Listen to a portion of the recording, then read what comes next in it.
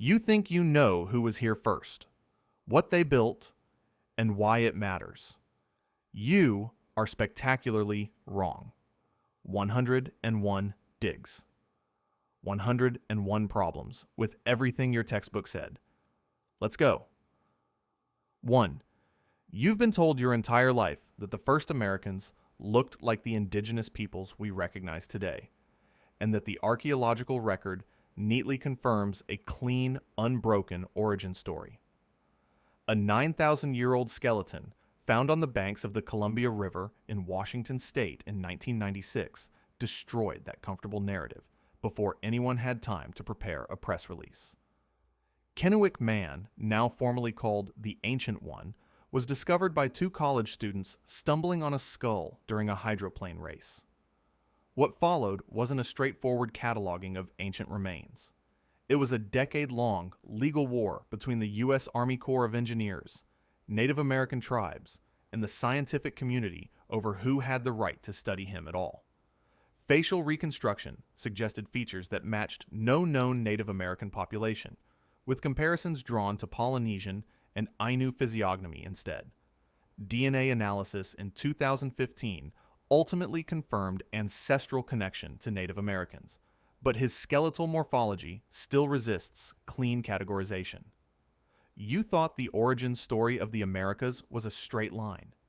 It's a tangled knot that scientists are still pulling apart, and one drowned riverbank nearly took the whole thread with it permanently. 2. You assume that when a massive geometric earthwork site produces unusual artifacts, those artifacts fit neatly into known Native American cultural frameworks. The Newark earthworks in Ohio are impressive by any standard, covering 4 square miles of precisely engineered geometric forms. But in the 1860s, a stone tablet was pulled from those same mounds bearing what appeared to be ancient Hebrew script depicting the Ten Commandments. And the argument about what it is has never actually been resolved. The Newark Holy Stones included the Keystone and the Decalogue Stone, found by David Wyrick between 1860 and 1861. The Decalogue Stone carried a condensed version of the Ten Commandments in a Hebrew script style some scholars associate with medieval rather than ancient forms. Mainstream archaeology classifies both objects as 19th century hoaxes, possibly planted to support popular lost tribes of Israel theories of the era. Here's the problem with that conclusion. Nobody has ever identified who carved them, and nobody has explained how they arrived inside a sealed burial context. Either someone committed the most elaborate and completely uncredited prank in Ohio history, or something genuinely strange passed through that burial mound. Either way, nobody is comfortable with the answer, and the discomfort is doing a lot of work that evidence should be doing instead. 3. You probably trust the Smithsonian Institution to accurately label the things it digs up.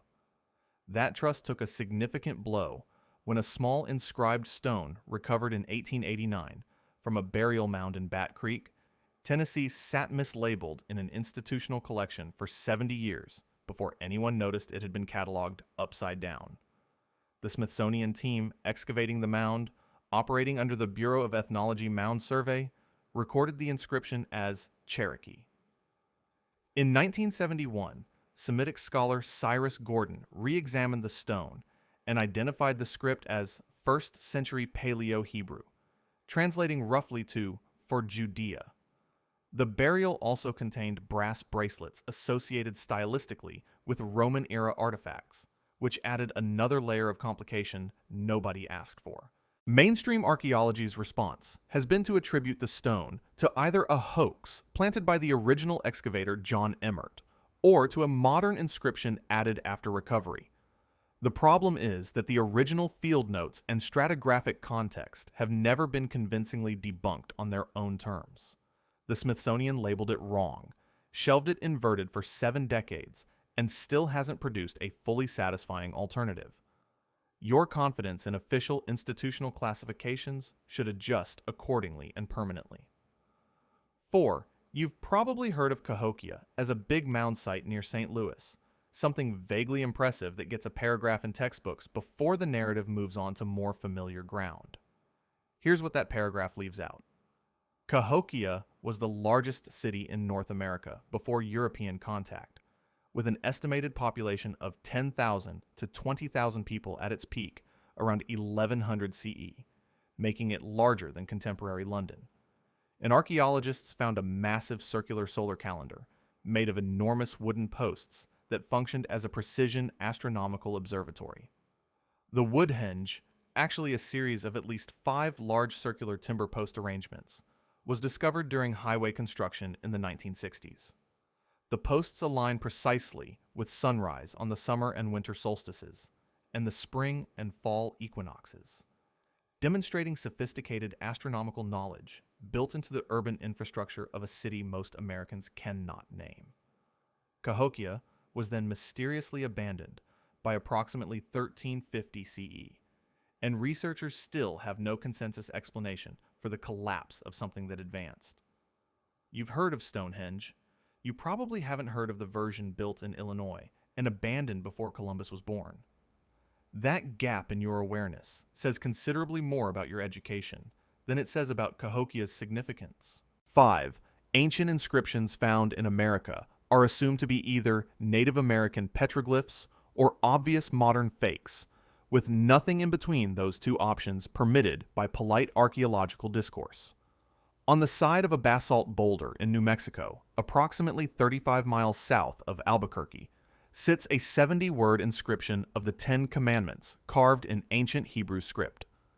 The Los Lunas Decalogue stone uses a form of Paleo-Hebrew with some Greek letters mixed in, consistent with scripts used during the late 1st millennium BCE.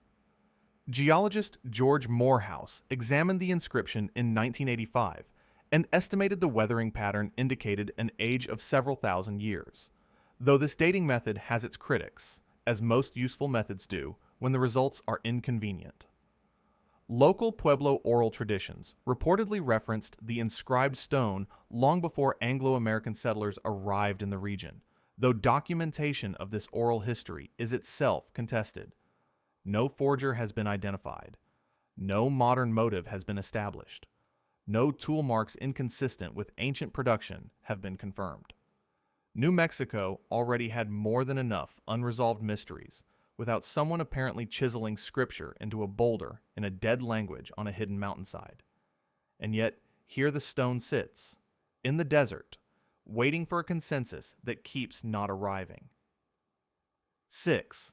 You're supposed to assume that unusual artifacts discovered during industrial excavation in the 1800s are hoaxes, because the alternative is considerably more disruptive to the established narrative.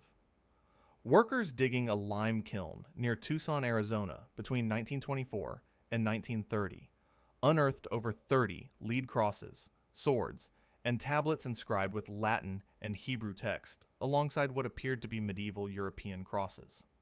Some objects were recovered from caliche deposits, 6 to 8 feet underground.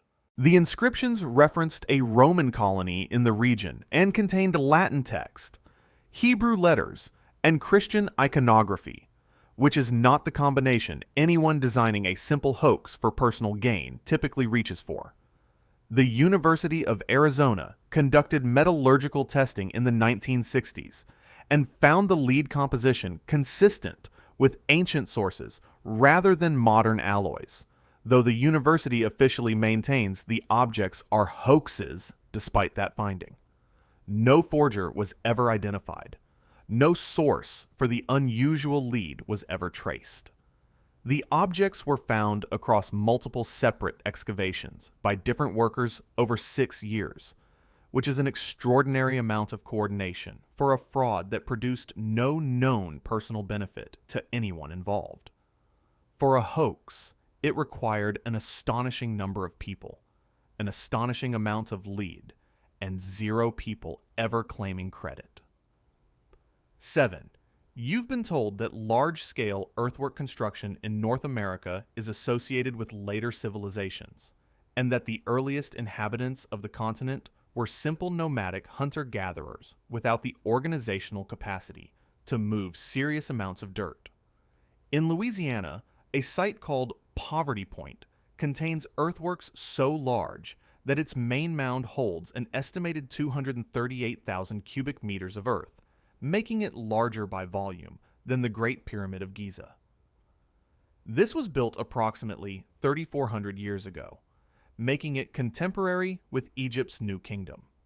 The site includes 6 concentric earthen ridges, arranged in a partial octagon stretching nearly a mile across, with precise geometric alignment that required systematic planning and measurement.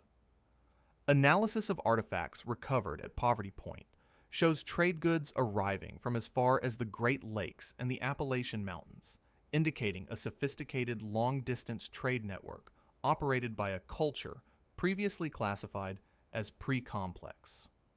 Archaeologists spent decades calling the builders simple foragers. Then they did the arithmetic on the earthworks and were forced to reclassify an entire civilization's level of social organization.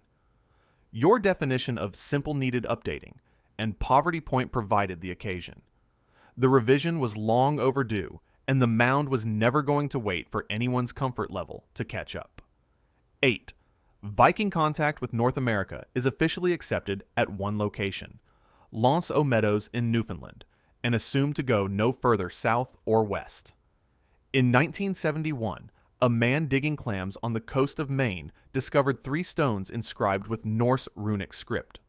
One of those stones appeared to contain a date in the Norse calendar system corresponding to 1010 CE, well within the Viking Age, and well south of the one location where Norse presence is officially acknowledged. The Spirit Pond runestones were found by Walter Elliott near Phippsburg, Maine, and are currently held by the Maine State Museum. One stone contains what appears to be a map of the local coastline with runic notations. Another contains a longer text inscription. Runic scholar Richard Nielsen argued the stones use a dialect consistent with early 11th century Scandinavian script forms. Mainstream runologists have classified them as modern hoaxes, but no forger has been identified, and the clam digger who found them had no known motive, no academic background, and no documented expertise in Norse linguistics of any century. Either a Maine clam digger secretly mastered an 11th century Norse dialect and then immediately lost all interest in the achievement, or someone else was walking the Maine coast 1,000 years ago and left a note. Choose your implausibility carefully. 9. You assume that unusual burial practices found at major archaeological sites fit somewhere within known cultural frameworks, and that anything genuinely strange gets a reasonable explanation eventually. Excavations at the Kincaid site in southern Illinois, a major Mississippian ceremonial center occupied from approximately 1000 to 1400 CE, uncovered skulls showing intentional cranial deformation of a kind associated primarily with ancient cultures in South America and Egypt. University of Chicago excavations conducted in the 1930s and 40s documented both annular and fronto-occipital cranial deformation types among the skeletal remains, meaning the skulls had been deliberately reshaped through binding during infancy. The practice appears to have been reserved for high-status individuals at the site, suggesting it was tied to elite identity rather than distributed broadly across the population. Cranial deformation of this specific kind is well documented across ancient cultures from Peru to the Middle East, but its presence in the Mississippian heartland suggests either independent development or cultural contact that remains poorly understood and insufficiently studied. You were taught that striking parallels between ancient civilizations on different continents are coincidences to be explained away. The skulls in Illinois are making that argument considerably harder to maintain, and they've been making it since the 1940s without resolution. 10. You've probably heard that ancient Native Americans mined copper in the Great Lakes region and used it locally for tools and ornaments. Here is what that story quietly omits. Over 500,000 tons of copper were extracted from Michigan's Upper Peninsula between roughly 5000 and 1200 BCE, and archaeologists can account for only a small fraction of that output in any known North American artifact record. The Old Copper Complex represents one of the oldest metalworking traditions in the world, dating to at least 5000 BCE, and the sheer volume removed from those mines dwarfs what the continental artifact inventory can explain. Bronze Age Europe experienced a sudden surge in copper availability around 1200 BCE, precisely when Great Lakes mining appears to have declined. European Bronze Age copper has isotopic signatures that don't consistently match known European sources. Mainstream archaeology maintains that the missing copper was used in biodegradable forms or simply hasn't been found yet. That explanation requires an extraordinary amount of patience with an extraordinary sized gap. 500,000 tons of copper disappeared from Michigan, and the official answer is essentially that it will turn up eventually. That is a remarkable amount of institutional confidence directed at a very large hole in the ground with nothing in it. 11. You've been taught that the Clovis people, arriving roughly 13,000 years ago via the Bering Land Bridge, were the first Americans. Textbooks present this as settled science. The actual scientific community spent decades burying evidence that contradicted it and is only now finishing the process of walking that burial back. Meadowcroft Rock Shelter in Pennsylvania produced human artifacts dated to at least 16,000 years ago. This was announced in the 1970s and contested for over 30 years before gradually gaining acceptance. The Monte Verde site in Chile showed human habitation at 14,500 years ago, which is geographically impossible if Clovis people were the first arrivals through Alaska 13,000 years ago. Cooper's Ferry in Idaho yielded artifacts in 2019 dated to 16,000 years ago, before the inland corridor through Canada was even free of ice. The Clovis first hypothesis was so dominant that researchers who challenged it faced professional consequences for presenting accurate data. The paradigm has now officially collapsed, replaced by models that are messier, less satisfying, and substantially more honest. The textbook said 13,000 years. The dirt said much longer. The dirt was right. It usually is, and it usually has to wait considerably longer than it should for the acknowledgement. 12. You know the Great Serpent Mound in Ohio as an impressive earthwork monument. You've seen the aerial photograph. You probably assume we understand it reasonably well. Here is what reasonable understanding actually looks like in this case. The Serpent Mound in Adams County stretches 1,348 feet and depicts an uncoiling serpent with an oval shape in its open mouth, and the oval aligns precisely with the summer solstice sunset. The coils correspond to other solar and lunar positions throughout the year, making the entire structure a functional astronomical instrument at landscape scale. Dating has been contested for over a century. Initial Adena culture dating placed construction around 800 BCE.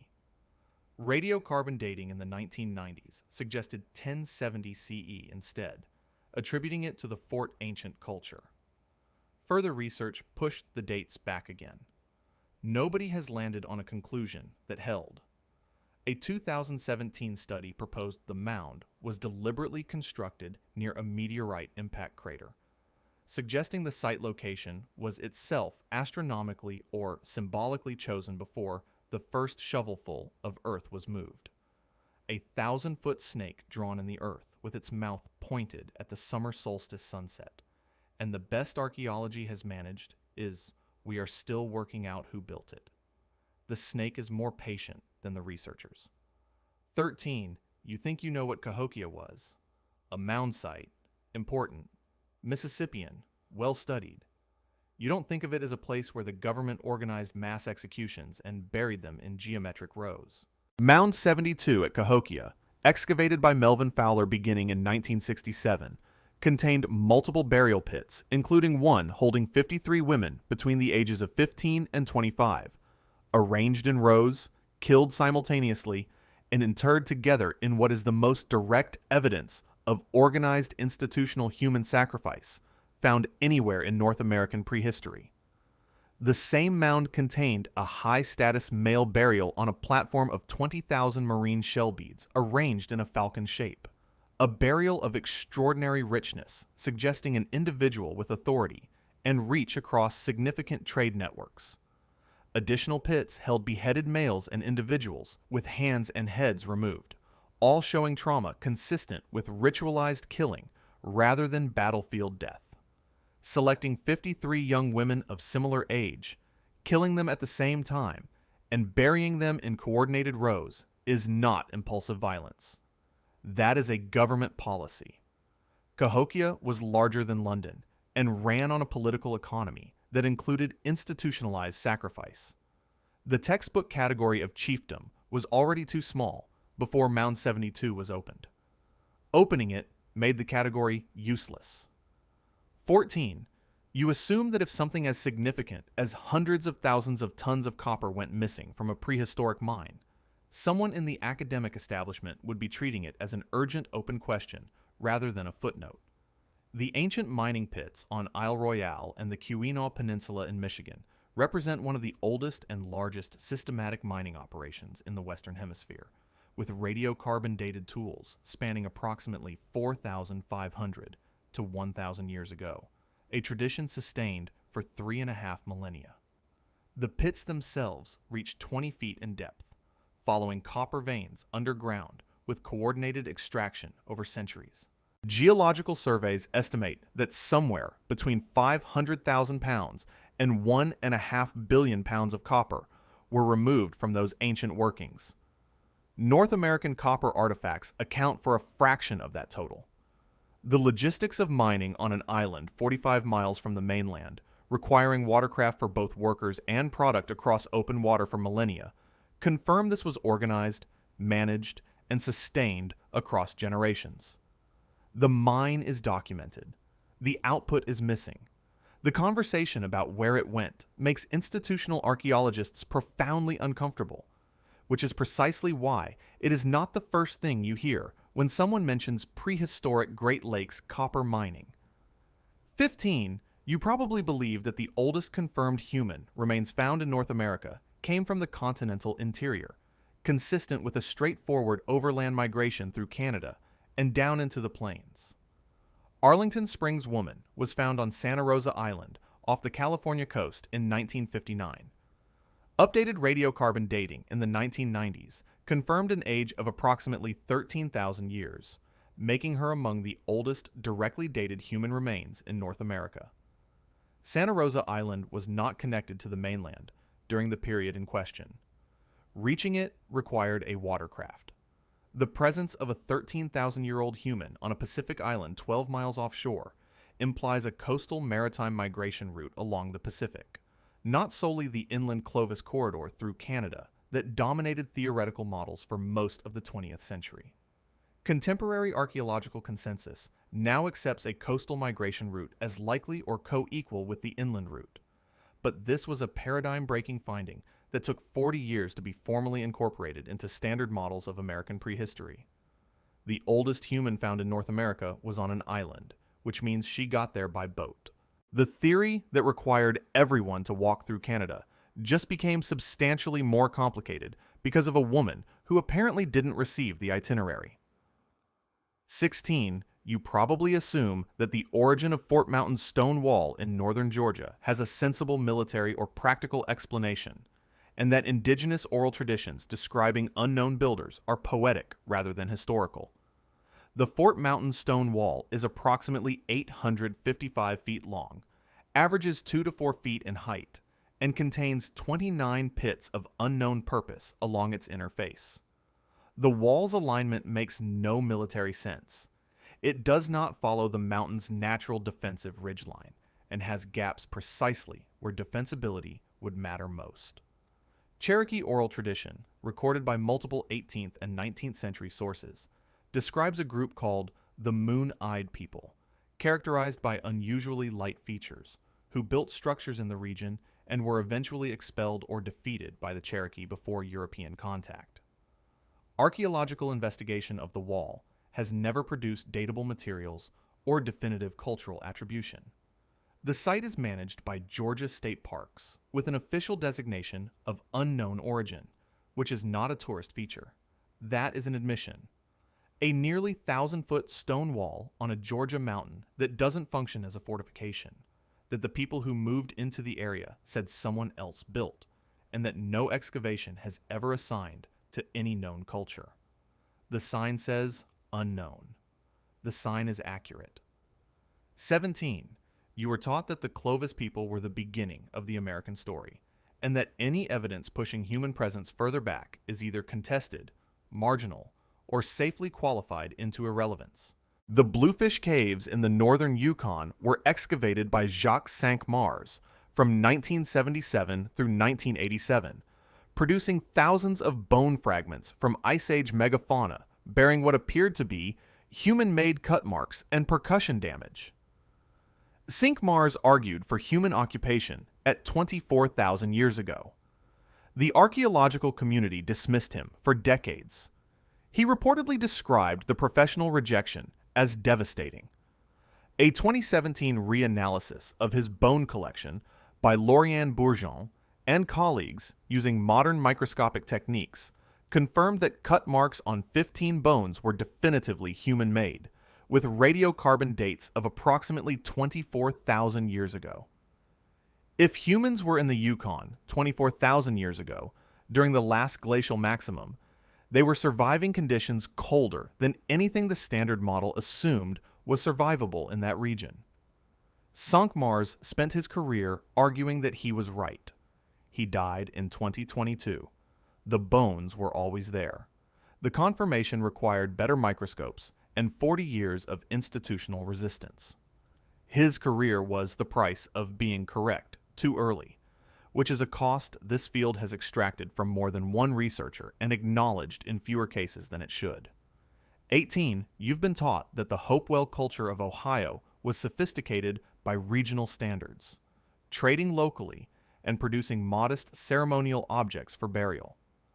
What you haven't been told is that Hopewell craftsmen were cutting mica sheets from Appalachian rock into forms of extraordinary delicacy, some only millimeters thick, depicting human hands, bird claws, serpents, and abstract geometric shapes with a precision that rivals any craft tradition in the ancient world. The mica itself came from mines in western North Carolina, 500 miles away, confirming a long-distance supply relationship maintained across generations. Some Hopewell mica cutouts show tool marks from implements whose exact nature has never been definitively identified. But the material geography doesn't stop at North Carolina. Hopewell burial mounds also contain obsidian from Yellowstone, copper from Lake Superior, shark teeth from the Gulf Coast, and grizzly bear teeth from the Rocky Mountains. This is a continental exchange network running in the 1st century CE, moving exotic raw materials from every corner of North America into Ohio workshops. The organizational infrastructure sustaining supply chains across thousands of miles implies not casual gifting between neighbors, but managed, multi-generational trade relationships between cultures that your education filed under separate chapters and never connected. 19. You probably assume that large-scale irrigation in the ancient world belongs to Mesopotamia, Egypt, and China, and that North America's pre-Columbian civilizations were operating at a fundamentally different and lesser scale of organizational capacity. The Hohokam people of the Sonoran Desert built the largest prehistoric irrigation system in North America, over 500 miles of main canals in the Phoenix and Tucson basins, irrigating approximately 110,000 acres at peak operation. The canals were engineered with consistent grades across miles of desert terrain, using only pre-metal tools and without any written mathematical system that has been identified. Modern Phoenix was built directly on top of the Hohokam Canal network, and several of the city's current irrigation canals follow Hohokam alignments rediscovered during 19th century settlement. The system supported a population of approximately 40,000 to 80,000 people in a region that today requires billions of dollars of infrastructure to sustain comparable numbers. These canals were being dug around 300 BCE, meaning the engineering tradition was already old when Rome was building its aqueducts. Phoenix is drinking from canals that predate the Roman Empire. The engineering was never primitive. The erasure of credit for it was deliberate, incremental, and largely complete until the ground kept disagreeing. 20. You've been told that the Chacoan road system in New Mexico was infrastructure connecting Chaco Canyon to its regional satellite communities, a logical administrative network for a complex society managing a large territory.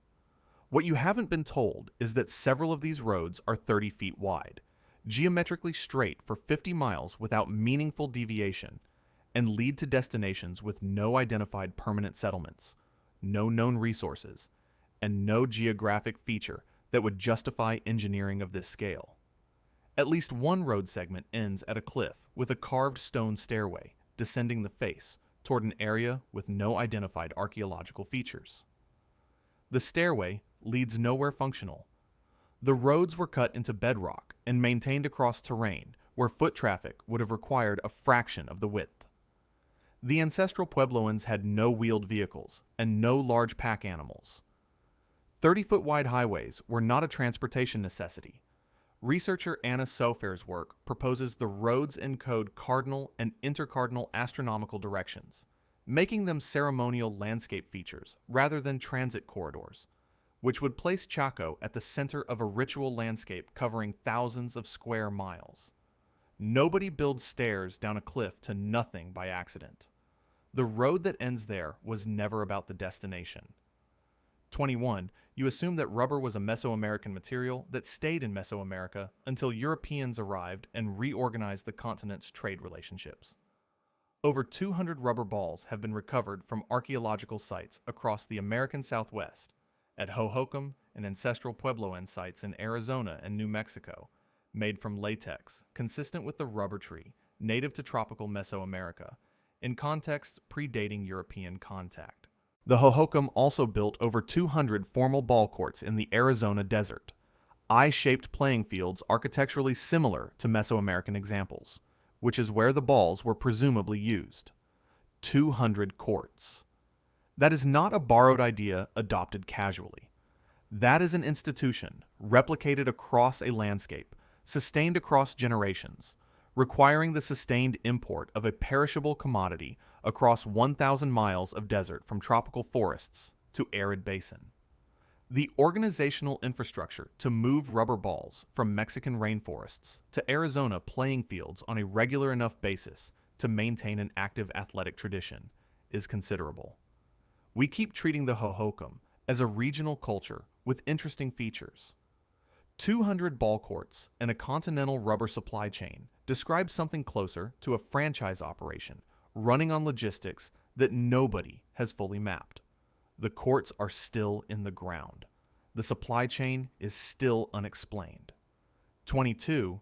You've been told that the Mississippian people of the American Southeast were a chiefdom-level society. Impressive, but not comparable to state-level civilizations. The copper repoussé plates recovered from Etowah in Georgia, Spiro in Oklahoma, and Moundville in Alabama suggest the category is doing too much flattering work on behalf of a simpler story. These plates are thin copper sheets hammered from the back to create raised imagery, warriors in elaborate costumes, fantastical creatures, complex geometric patterns, rendered in sub-millimeter relief detail using only stone and bone tools without smelting. The copper was worked cold, which makes the precision of the finished forms more remarkable, not less. Specific iconographic elements on these plates, including the horned serpent, the long-nosed deity, and specific warrior postures, have parallels in Mesoamerican artistic traditions. Precise enough that researchers have used the phrase Mesoamerican derived in peer-reviewed publications. Many plates were found deliberately cut or damaged before burial, a practice also documented in Mesoamerican burial traditions. The geographic gap between the Valley of Mexico and the Mississippi Valley remains the primary objection to a connection. The cultural similarities have been formally acknowledged in the literature and left formally unexplained. The plates exist. The explanation does not. That gap is not getting smaller. 23. You probably know that the ancestral Puebloans abandoned the Four Corners region around 1300 CE, and assume the drought explanation covers the full story adequately. It covers the timing. It does not cover what was happening on the ground while people were leaving. Sites like Cowboy Wash in Colorado, excavated between 1994 and 1997, produced skeletal remains of at least 7 individuals showing cut marks, bone surfaces polished from boiling in ceramic vessels, and marrow extraction consistent with cannibalism in a context suggesting terror and social breakdown rather than organized ritual practice. Tree ring data confirms a severe drought from approximately 1276 to 1299 CE, providing a climatic trigger. Drought does not explain burned and deliberately destroyed kiva structures found across the Colorado Plateau, people destroying the spaces most sacred to them on the way out. Researcher Stephen LeBlanc's analysis of skeletal trauma rates across the Southwest suggests the 13th century was a period of endemic warfare, with violence rates comparable to the most conflict-saturated societies ever studied. 30,000 people walked away from cliff cities they had spent centuries constructing and did not come back. They left burning things behind them. Whatever was happening, it was bad enough that abandonment was the better option. Drought explains the timing. The burning requires a different conversation. 24. You've been taught that pre-Columbian North American cultures used organic materials for ceremonial objects, and that large-scale figurative stone sculpture was a Mesoamerican and South American tradition with no counterpart north of Mexico. Etowah Mounds in Georgia produced 2 marble statues, a male and female pair, each approximately 24 inches tall, carved with naturalistic human proportions, surface finished to a degree that includes rendered fingernails, a navel, and detailed facial features. The marble itself was imported from Tennessee, not locally available at the site. No comparable stone figurative sculptures have been found anywhere else in the Mississippian cultural sphere, making these 2 objects entirely without archaeological parallel in their own tradition. They were found together in a specific spatial relationship in a submound burial, implying paired identities and a level of ideological and artistic investment that the standard Mississippian cultural model cannot easily absorb. The craft required to achieve this level of anatomical detail in imported stone using pre-metal tools represents a specialization with no documented school, no known precursor tradition, and no known successors in the regional record. 2 marble statues with fingernails, alone in a burial, with nothing like them anywhere else in their cultural world. Either one extraordinary artist left no lineage, or most of the picture is missing. 25. You've probably assumed that the Newport Tower in Rhode Island is a colonial-era windmill built in the 17th century, the explanation offered by standard historical accounts, attributing it to colonial governor Benedict Arnold. The architectural problem with that explanation is that colonial windmills in New England were universally wooden.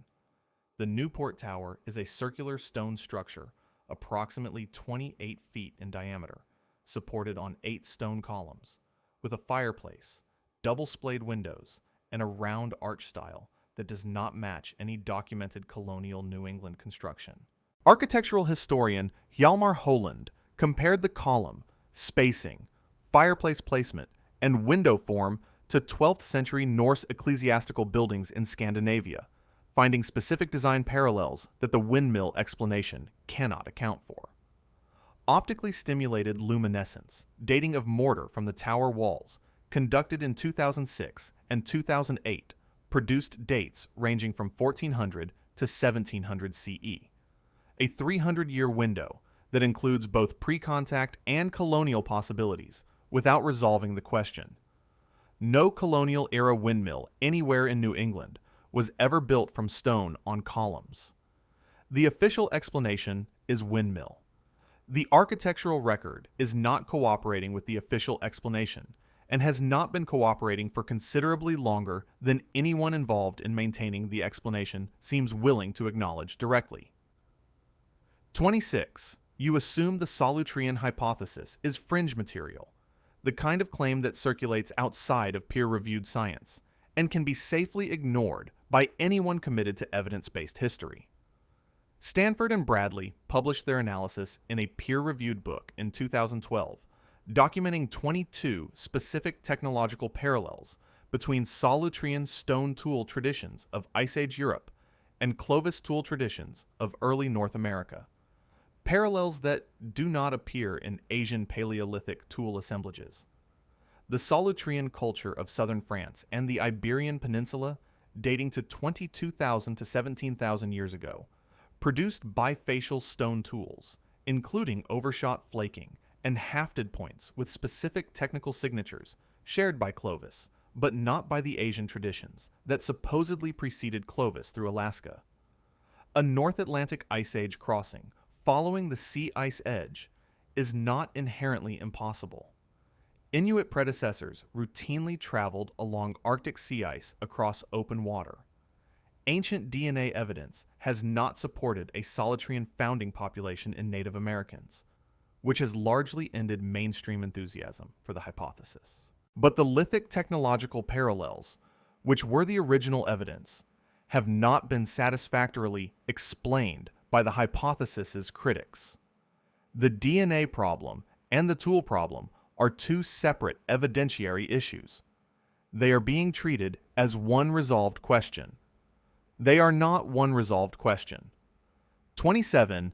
You probably think the Dighton Rock in Massachusetts is a documented Native American petroglyph site with a clear cultural attribution, and that the scholarly debate about it was resolved long ago in favor of the straightforward indigenous interpretation.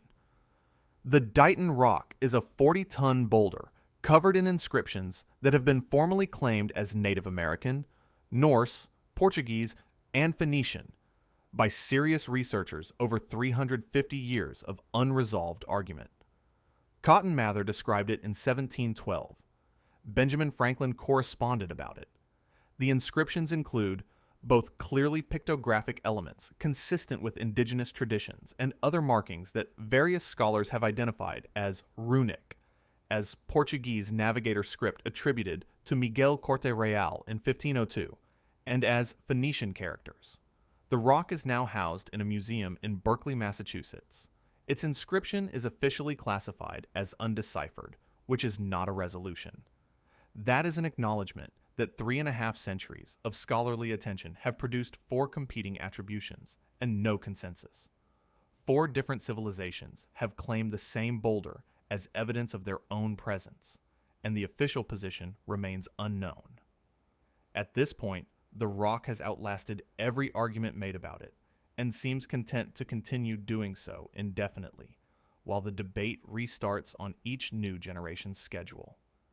28. You've been told that reports of unusually large skeletal remains found in 19th century American burial mounds are newspaper hoaxes and folk mythology, the kind of thing that circulates on the internet but has no basis in documented institutional sources. The Smithsonian Institution's own Bureau of Ethnology. Annual reports from the 1870s through 1890s contain documented excavation accounts describing skeletons measuring 7 feet and above, found in burial mounds across the Ohio and Mississippi River valleys by government surveyors operating under official mandate. These were not newspaper reports. They were formal government documents. The 1894 Smithsonian Annual Report contains multiple references to unusually large skeletal remains with specific measurements. Researcher Richard Dewhurst's 2014 work documented over 1,000 newspaper and institutional reports from this period, many cross-referenced with government survey sources. The Smithsonian has never produced an institutional accounting of what happened to the skeletal remains collected during the Mound Survey era, and Freedom of Information Act requests have not resolved the inventory question. The government agency documented the finds in its own annual reports. The finds then disappeared from the agency's collections. That is not a conspiracy theory requiring extraordinary belief. That is an unanswered institutional accounting question on a very large scale, and the scale is what makes the silence notable. 29. You've been taught that Florida's archaeological record contains colonial-era sites. some Native American village remains, and not much else of remarkable prehistoric significance. A construction crew in Brevard County discovered in 1982 what became known as the Wendover Archaeological Site, when a backhoe operator noticed human skulls during pond development. What followed was the recovery of 168 individuals from a 7,000 to 8,000-year-old cemetery, preserved in anaerobic peat bog conditions that kept soft tissue intact, including brain matter in approximately 90 of the recovered individuals. DNA extracted from those preserved brains showed mitochondrial haplogroups with frequency distributions that differed notably from modern Native American populations, suggesting this was a genetically distinct founding group rather than a direct ancestor of known indigenous peoples. The Wendover people also had woven fabric buried with them, including textiles in 7 different structural weave types, some of the oldest preserved cloth found anywhere in the Western Hemisphere, from a population classified as hunter-gatherers. A construction crew accidentally uncovered 8,000 years of preserved human history, including intact brain tissue and sophisticated textiles, from people whose genetics don't fit the expected pattern. Florida's strangeness, it turns out, has considerably deeper roots than anyone in the tourism industry has found a comfortable way to market. 30, you've probably assumed that ancient copper mining in the Great Lakes was straightforward surface collection. People picking up exposed nuggets and hammering them nearby, a modest early metalworking tradition that doesn't require significant reframing of how we understand prehistoric North American technology. The old copper complex of Wisconsin, Michigan, and Minnesota produced socketed spear points, socketed axes, and tanged knives with 3-dimensional hafting sockets, requiring repeated cycles of cold hammering and annealing, the controlled heating and cooling of metal to restore malleability, to achieve their final form. These are not flat-hammered ornaments. These are fully engineered 3-dimensional tools requiring systematic metallurgical knowledge. The socketed forms are technically comparable to early Bronze Age copper tools from Europe and the Near East, and they appear in North America at least 1,000 years before comparable European forms. The tradition dates to approximately 4,000 BCE.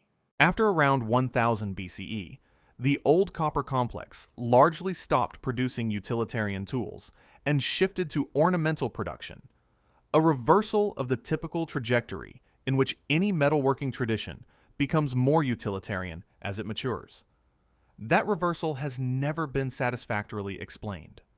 America had sophisticated metallurgy 6,000 years ago, and then apparently decided to stop making useful things with it. The tools exist. The explanation for what happened to the tradition does not. 31, you assume that the Great Serpent Mound, Poverty Point, and Cahokia are impressive but isolated monuments, unusual concentrations of earthwork ambition in an otherwise modest landscape of pre-Columbian construction. The effigy mound culture of Wisconsin, Iowa, and Minnesota built thousands of earth animal figures across the upper Midwest, most functioning as burial mounds in forms representing bears, birds, water panthers, and long-tailed spirits.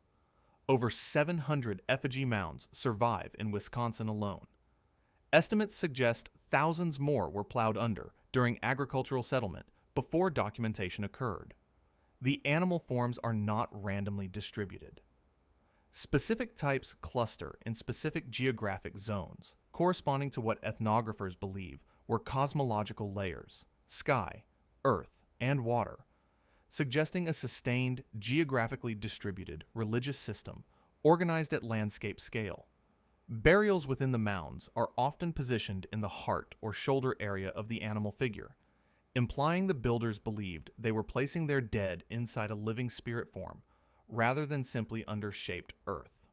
The tradition dates from approximately 650 to 1200 CE and ends without a clear archaeological successor. A civilization spent 500 years burying its dead inside giant earth. Animals arranged according to a cosmological map, then stopped. The animals are still there.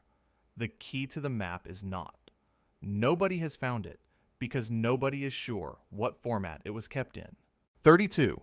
You've been told that ice mummy preservation in the Americas is an Andean phenomenon, high-altitude cold storage from Incan ritual contexts, and that North America doesn't factor meaningfully into that category. In 1999, a group of hunters found human remains eroding from a glacier in Tatshenshini-Alsek Park, British Columbia, at 5,500 feet of elevation. Kwede Den Tsienchi, meaning long ago person found, was a man who died between 1450 and 1700 CE, preserved well enough by glacial ice that his stomach contents, clothing, and tools remained intact. He had recently eaten salmon and small marine invertebrates, despite being found more than 60 miles from the Pacific coast, confirming he was a traveler on a known route connecting coastal and interior territories. His equipment included a fur robe, a woven hat, a walking staff, and dried fish, a complete long-distance traveler's kit. DNA analysis matched him to specific Tlingit and other coastal First Nations clans, and living descendants were identified and involved in the research. He was not lost. He was on a route his people had used for generations, and the glacier preserved his travel log in the form of his lunch. 500 years later, the last meal told researchers more about pre-contact trade routes than a decade of conventional excavation had managed in the same region. 33. You've been taught that the first Americans were tracking terrestrial game and foraging coastal shores, and that deep-sea fishing, requiring open ocean watercraft, was a later development in North American prehistory, not something you'd expect from populations classified as archaic period hunter-gatherers. Shell middens on the coast of Maine and the maritime provinces tell a different story. The maritime archaic tradition, active from 7,000 to 3,500 years ago, produced toggling harpoon heads, multi-component hunting tools requiring precise engineering, used for pursuing large marine mammals in open ocean conditions far beyond the sight of shore. Swordfish bones appear in maritime archaic middens at sites including Turner Farm on North Haven Island in Maine. Swordfish live in open ocean and cannot be caught from the beach. Getting them requires going offshore, which requires reliable watercraft, which requires a seafaring tradition sufficiently established to make offshore hunting routine rather than exceptional. The Turner Farm site spans 5,000 years of continuous occupation with technological innovations that appeared abruptly rather than gradually, suggesting external influence or precursor traditions that have not yet been found. 7,000-year-old deep sea fishermen in Maine catching swordfish in the open Atlantic using engineered multi-component harpoons. The primitive coastal forager label was never a description of the actual capability. It was a description of what the observer expected before looking at the bones. 34. You've been told that pre-Columbian contact between the Old World and the Americas is a fringe idea supported only by enthusiasts willing to ignore DNA evidence and established migration chronology. The chicken disagrees, specifically the chicken bones recovered from the Arauco site in Chile. Radiocarbon dated to 1,300, 4 to 1,424 CE, 100 years before Columbus, with DNA matching Polynesian chicken lineages rather than European breeds. A 2007 study published in the Proceedings of the National Academy of Sciences reported this finding. A 2013 challenge argued that marine carbon reservoir effects from chickens eating seafood could have artificially aged the samples. The original researchers disputed that interpretation, and the argument has not been cleanly resolved in either direction. Meanwhile, the sweet potato, a South American domesticate, was confirmed by DNA analysis to have been present in Polynesia 1,000 years ago, meaning trans-Pacific contact in at least one direction before Columbus is not a hypothesis. It is a confirmed fact. The direction the chicken traveled is contested. The direction the sweet potato traveled is established. When the plant evidence is accepted and the animal evidence from what would be the same voyage is questioned with greater skepticism, you are not applying the scientific method differently. You are applying your comfort level differently, and comfort is not a methodology. 35. You've been taught that the Poverty Point earthworks in Louisiana were built by a society of foragers who happened to pile up impressive amounts of dirt, and that the geometric precision of the concentric ridges was a practical outcome of construction habits rather than intentional design. Detailed survey of Poverty Point reveals that the 6 concentric ridges are not circles. They are precise semi-ellipse oriented to the summer solstice sunset and the winter solstice sunrise, a geometric and astronomical specificity that requires advanced planning, systematic measurement, and a sophisticated working knowledge of both geometry and solar movement over the annual cycle. The distance between ridges is remarkably uniform at approximately 75 feet center to center, confirming the use of a consistent standard measurement unit during construction. The largest mound at the site is positioned to align with the equinox sunset when viewed from the center of the ridge system, suggesting the entire complex functions as a landscape-scale astronomical instrument rather than an accumulation of practical earth-moving decisions. The organizational capacity to plan, survey, and build a half-mile wide geometrically precise earthwork complex aligned to specific solar events in 1700 BCE implies mathematical knowledge that the standard characterization of Poverty Point's builders cannot accommodate. They did not need your definition of sophisticated. To achieve precision, you would need modern survey equipment to replicate. 36. You've been told that the Spirit Pond runestones found in Maine are modern hoaxes, and that Viking exploration south of Newfoundland is unsupported by material evidence. A Norse silver penny minted between 1065 and 1080 CE during the reign of Olaf Kyrre was found in 1957 at the Goddard site in Brooklyn, Maine. It is the only Norse coin ever recovered in a Native American archaeological context in the Americas. The coin was found in association with indigenous artifacts from a wide exchange network, suggesting it entered Maine through intertribal trade rather than direct Norse deposit. But the logical consequence of that explanation is that a Norse object traveled through enough indigenous hands to end up in Maine, which implies Norse presence somewhere reachable from Maine.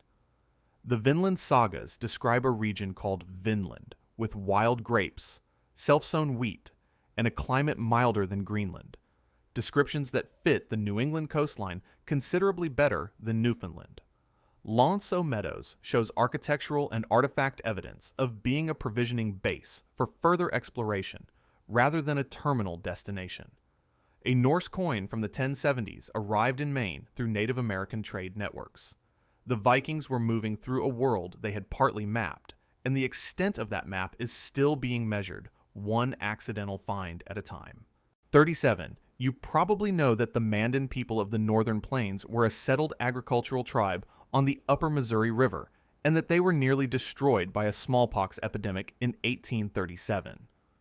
What you probably don't know is that before that epidemic reduced a population of 1,600 people to approximately 125, early visitors, including explorer and painter George Catlin, documented a tribe with a statistically unusual proportion of members with gray and blue eyes and hair ranging from black to nearly white. Catlin, who lived among the Mandan in 1832 and painted extensive documentary records, described these physical characteristics in detail, corroborated by other early observers. The Mandan's lone man creation narrative describes a great flood survived in a large circular boat, a parallel to the biblical Noah narrative noted independently by missionaries and ethnographers across multiple centuries. The Welsh Prince Madoc legend, describing a 12th century voyage to America, was seriously investigated by 18th century Welsh scholars who collected reports of Welsh-speaking Native Americans consistently located in the upper Missouri region where the Mandan lived. DNA studies of Mandan descendants have not confirmed pre-contact European admixture, but 90% of the population died in one season. The sample available for testing is not the population that carried the anomalies. 38.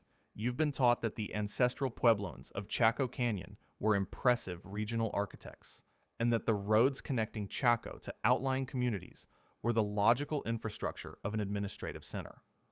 Several Chacoan roads end at cliffs with carved stone stairways descending to areas with no identified archaeological features. The stairways lead to nothing.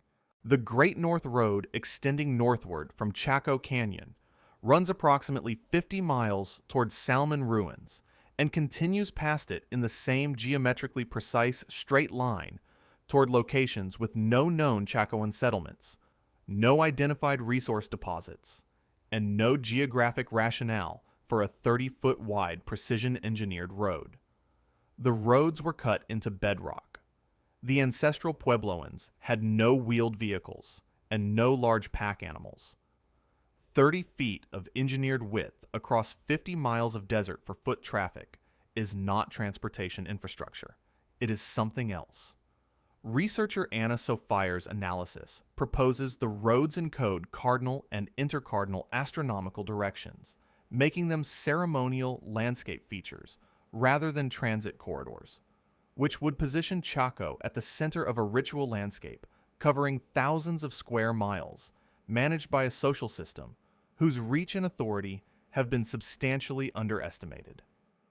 Roads that end at cliffs going nowhere do not represent failed planning. They represent a purpose that the destination-focused framework of modern infrastructure cannot accommodate. 39. You've been told that sophisticated solar observation instruments in the ancient Americas were a Mesoamerican achievement, that the precision astronomical knowledge encoded in Maya temples and Aztec calendars had no comparable expression in North America north of Mexico. On the top of Fajada Butte, at Chaco Canyon, 3 stone slabs and 2 spiral rock carvings create what researcher Anna Sophia discovered in 1977, a beam of light that bisects a large spiral precisely at solar noon on the summer solstice, with separate light interactions marking the equinoxes and winter solstice through different configurations of the same 3 slabs. The installation encodes 4 major solar calendar events simultaneously, a precision requiring the slab arrangement to be calibrated to within fractions of a degree of the intended solar positions. After its discovery, tourist traffic shifted the stone slabs slightly, degrading the alignment precision, and the site has been closed to public access since 1989. The ancestral Puebloans built a precision solar calendar on a clifftop using engineered stone placement, confirmed it worked across 4 annual events, and then we found it, studied it briefly, walked on it until it stopped working perfectly, and closed it. They built it to last. We managed the discovery for approximately 12 years before the management became the damage. 40. You've been told that the prehistoric population of North America north of Mexico was modest, perhaps 1 to 2 million people, and that the sparsely settled landscape encountered by European colonists reflected a natural pre-contact condition rather than the aftermath of catastrophic depopulation. Demographic historian Henry Dobbins's 1983 analysis estimated the pre-contact population north of Mexico at 9.8 to 12.25 million people, with hemispheric estimates reaching significantly higher figures. The low-end estimates established by anthropologist James Mooney in the early 20th century were based on historical records capturing populations already reduced by decades of epidemic disease before systematic counting began.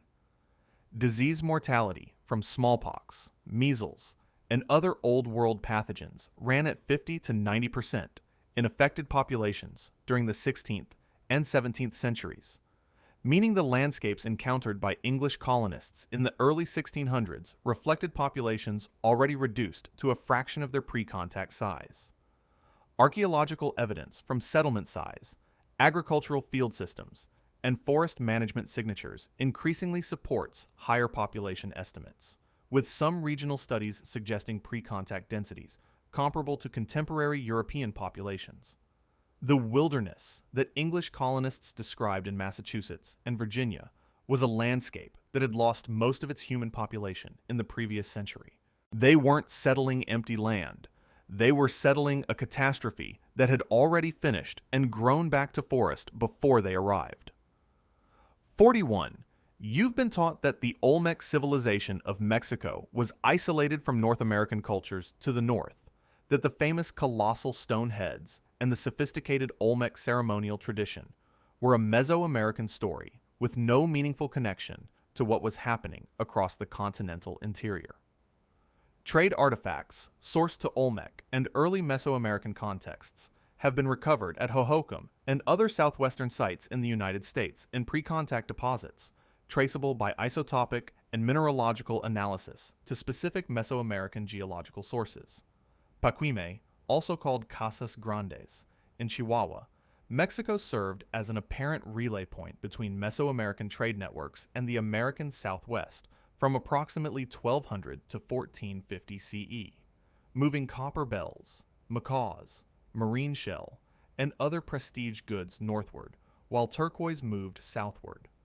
The collapse of Pacuime around 1450 CE appears to have disrupted the entire southwestern Mesoamerican exchange network simultaneously, with cascading abandonment events visible across the region in the following decades, confirming that Chaco's regional satellite communities and the broader southwestern network were economically integrated with Mesoamerica to a degree that disruption in Chihuahua had effects in Arizona. The textbook maps still show the American Southwest and Mesoamerica as separate cultural boxes. The artifacts have never respected the boxes. The boxes are an editorial decision, not a geographic or economic reality, and the artifacts have been disagreeing with them for decades. 42. You've probably been told that astronomical knowledge in the ancient Americas expressed itself through Mesoamerican monuments, and that the plains and northern grasslands of North America were home to mobile peoples without the organizational stability to build precision astronomical monuments. The Bighorn Medicine Wheel in Wyoming is a 75-foot diameter stone circle with 28 spokes and 6 stone cairns. And astronomer John Eddy's 1974 analysis demonstrated that the cairn alignments mark the heliacal rising of Aldebaran as a summer solstice marker, along with alignments to Rigel and Fomalhaut.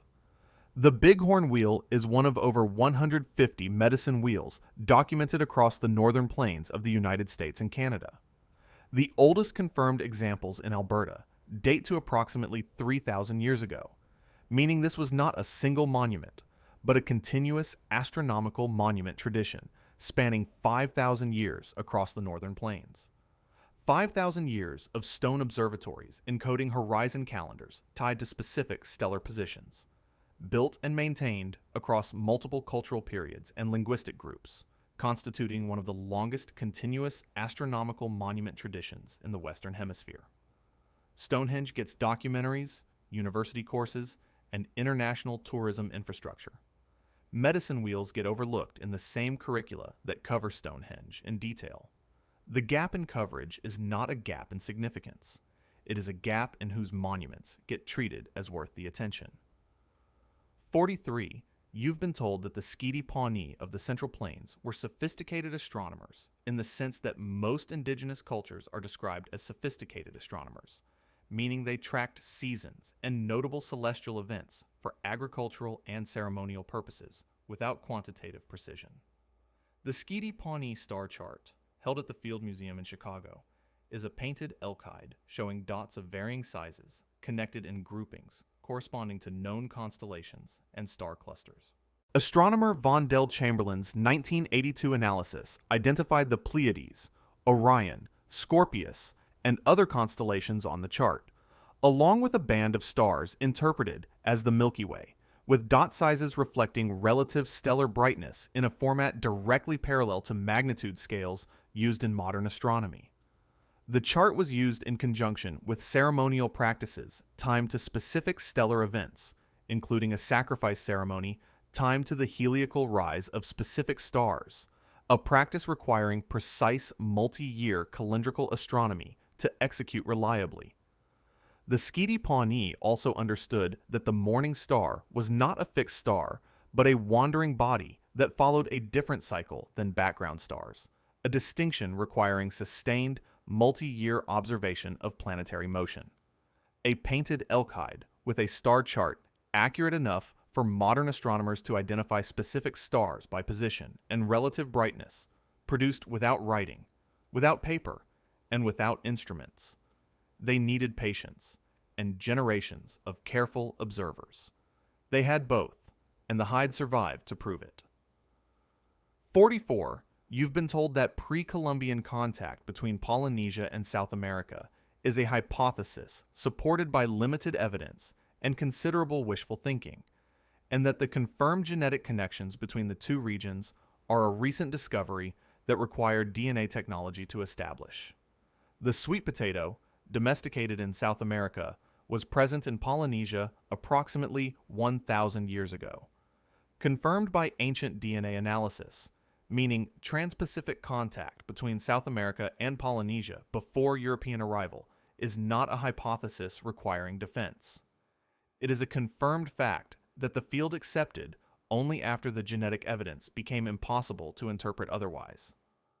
Polynesian navigation technology, including star path memorization, swell reading, and outrigger canoe design capable of sustained open ocean sailing against prevailing winds, was empirically sufficient for eastward voyages to South America. Oral traditions in several Polynesian cultures describe eastward voyages to a landmass and return journeys, traditions dismissed for generations as myth and now being re-examined in light of confirmed genetic contact. The question is not whether Polynesians reached South America. That is established. The question is what else traveled with them, how often, and in which directions, and the institutional reluctance to pursue those questions aggressively following genetic confirmation of contact is itself a data point about how the field manages evidence that expands the story faster than the story wants to be expanded. 45. You've probably assumed that sophisticated medical intervention in pre-Columbian North America was limited to herbal treatment and spiritual practice, and that anything resembling surgery was either absent or so rare as to be exceptional rather than routine.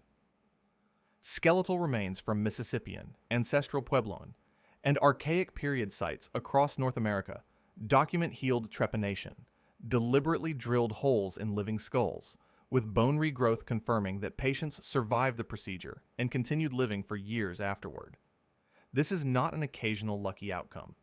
The distribution of healed trepanation cases across multiple cultural traditions and time periods implies a systematic medical practice with expectations of patient survival built into the decision to perform it.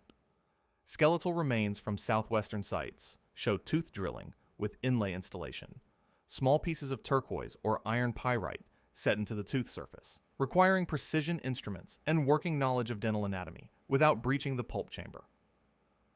The Crow Creek Massacre site in South Dakota, a 14th century mass grave of 486 individuals killed in warfare, shows pre-mortem healed injuries in many individuals consistent with prior combat, indicating sustained medical care of wounded combatants over years between conflicts. Successful brain surgery was routine enough to have a patient survival rate worth documenting in the bone record. The classification, primitive medicine, was never a description of the capability.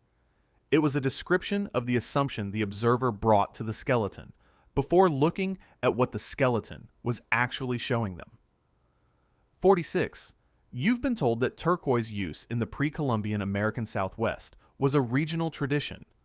The stone prized locally and traded modestly to nearby cultures as a decorative prestige material.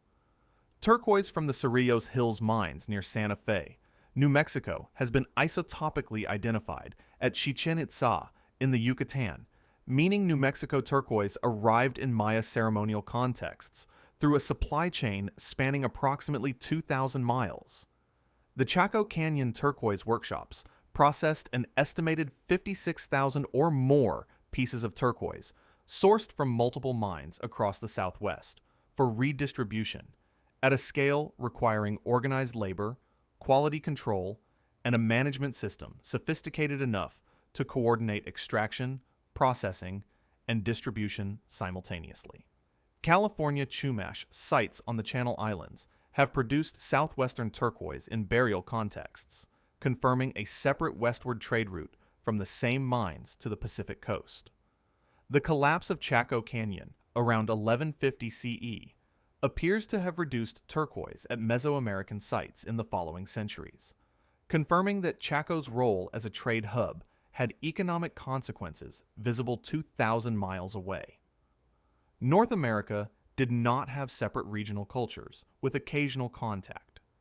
It had a continental economy with specialized production centers, long-distance logistics networks, and market disruptions, whose effects could be traced across thousands of miles of territory in the archaeological record. The turquoise made the connections visible. The connections were always there. 47. You've probably assumed that Native American astronomical practice was oral and observational, preserved in ceremony and story rather than in durable physical instruments that could survive into the archaeological record and be independently verified by modern analysis.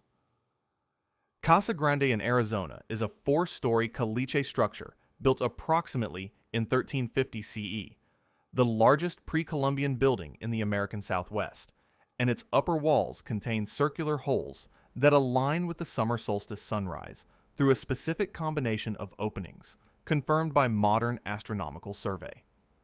Additional alignments to the equinox and to specific lunar events have been identified in the same structure, suggesting it served as a multifunction astronomical observation station, encoding multiple calendar events in a single built form. The Hohokam who built Casa Grande also maintained 500 miles of irrigation canals, constructed over 200 ball courts, and imported rubber balls from Mexico. They were not a simple agricultural society that happened to align a building accidentally. They were a civilization managing hydraulic engineering, continental trade logistics, and built astronomical infrastructure simultaneously.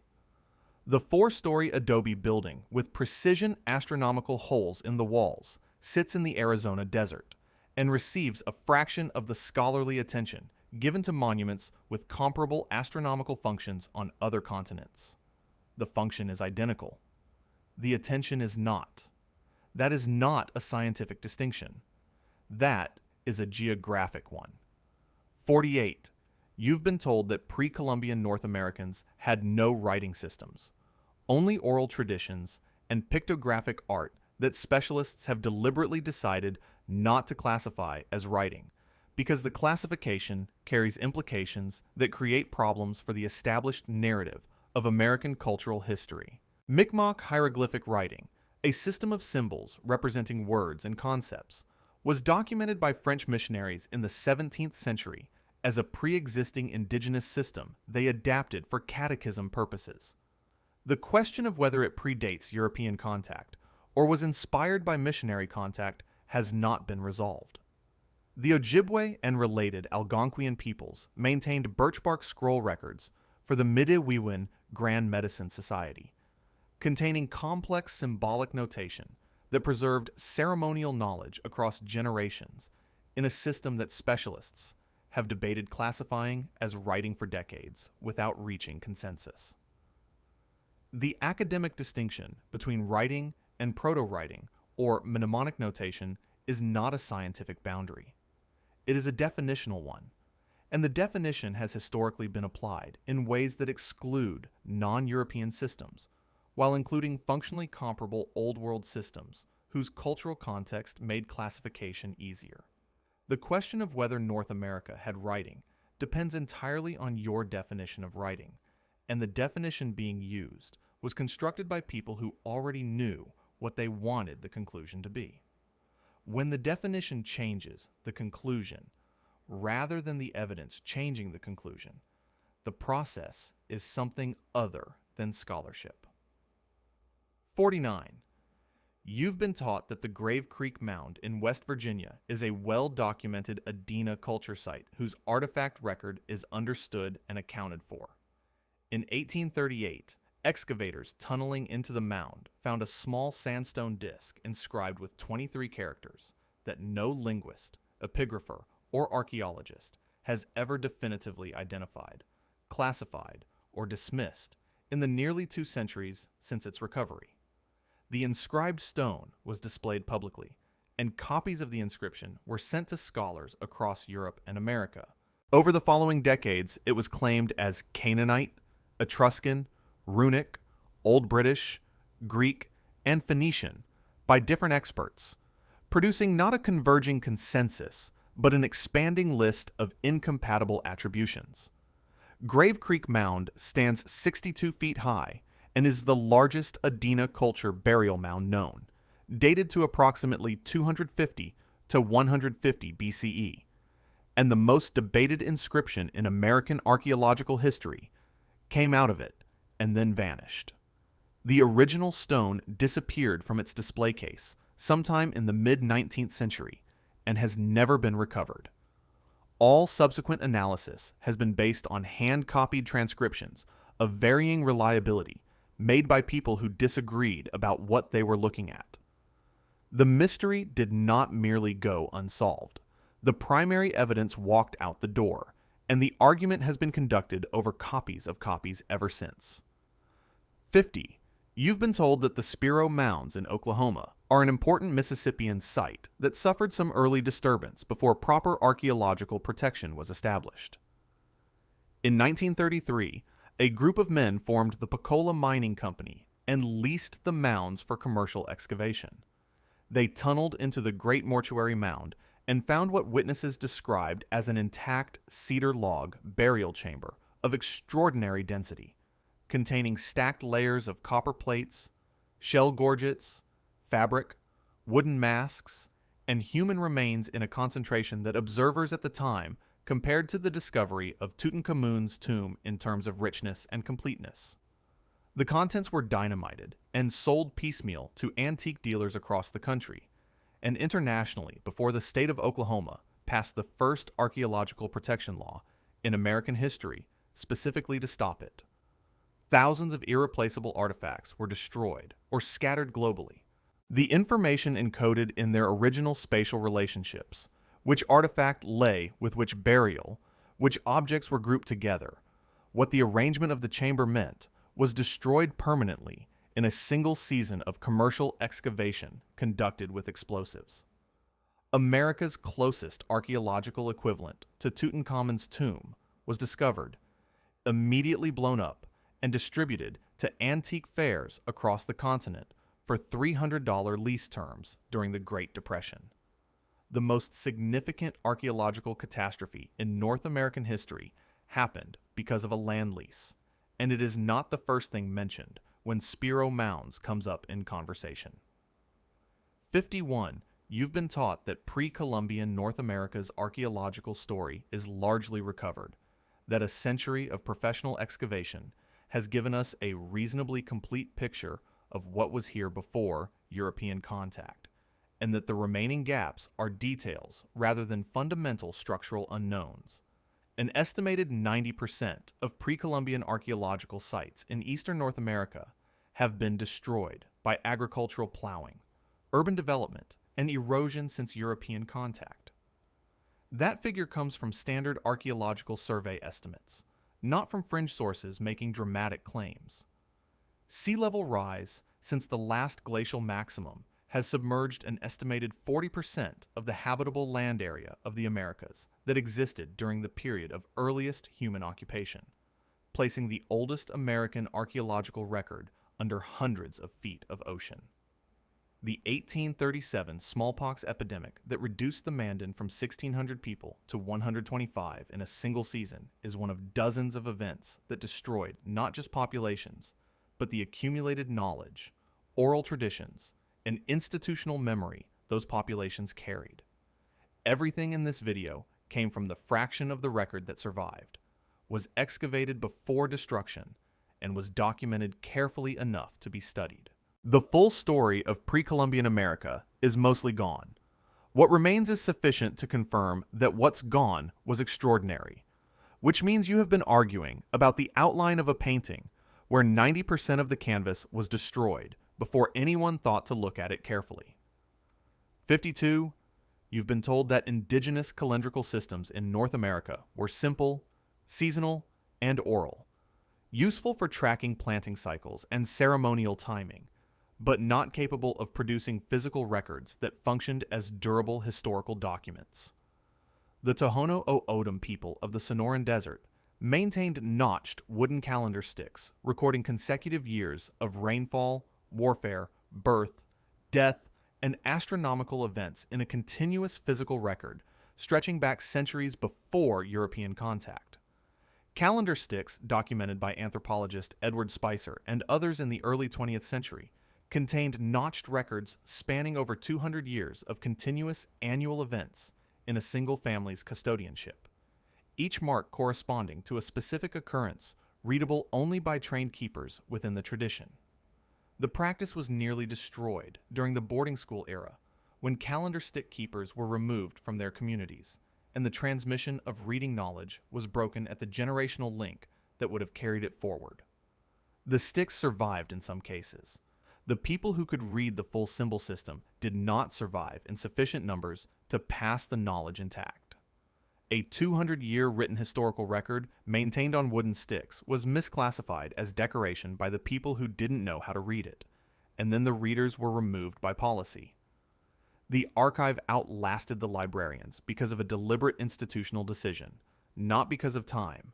53. You've probably assumed that the old copper complex is a well-understood early metalworking tradition, impressive for its age, but not technically challenging enough to require significant reframing of how we understand prehistoric North American capability. The old copper complex of Wisconsin, Michigan, and Minnesota produced socketed spear points, socketed axes, and three-dimensional tanged knives with hafting sockets requiring repeated cycles of cold hammering and annealing to achieve their final engineered form.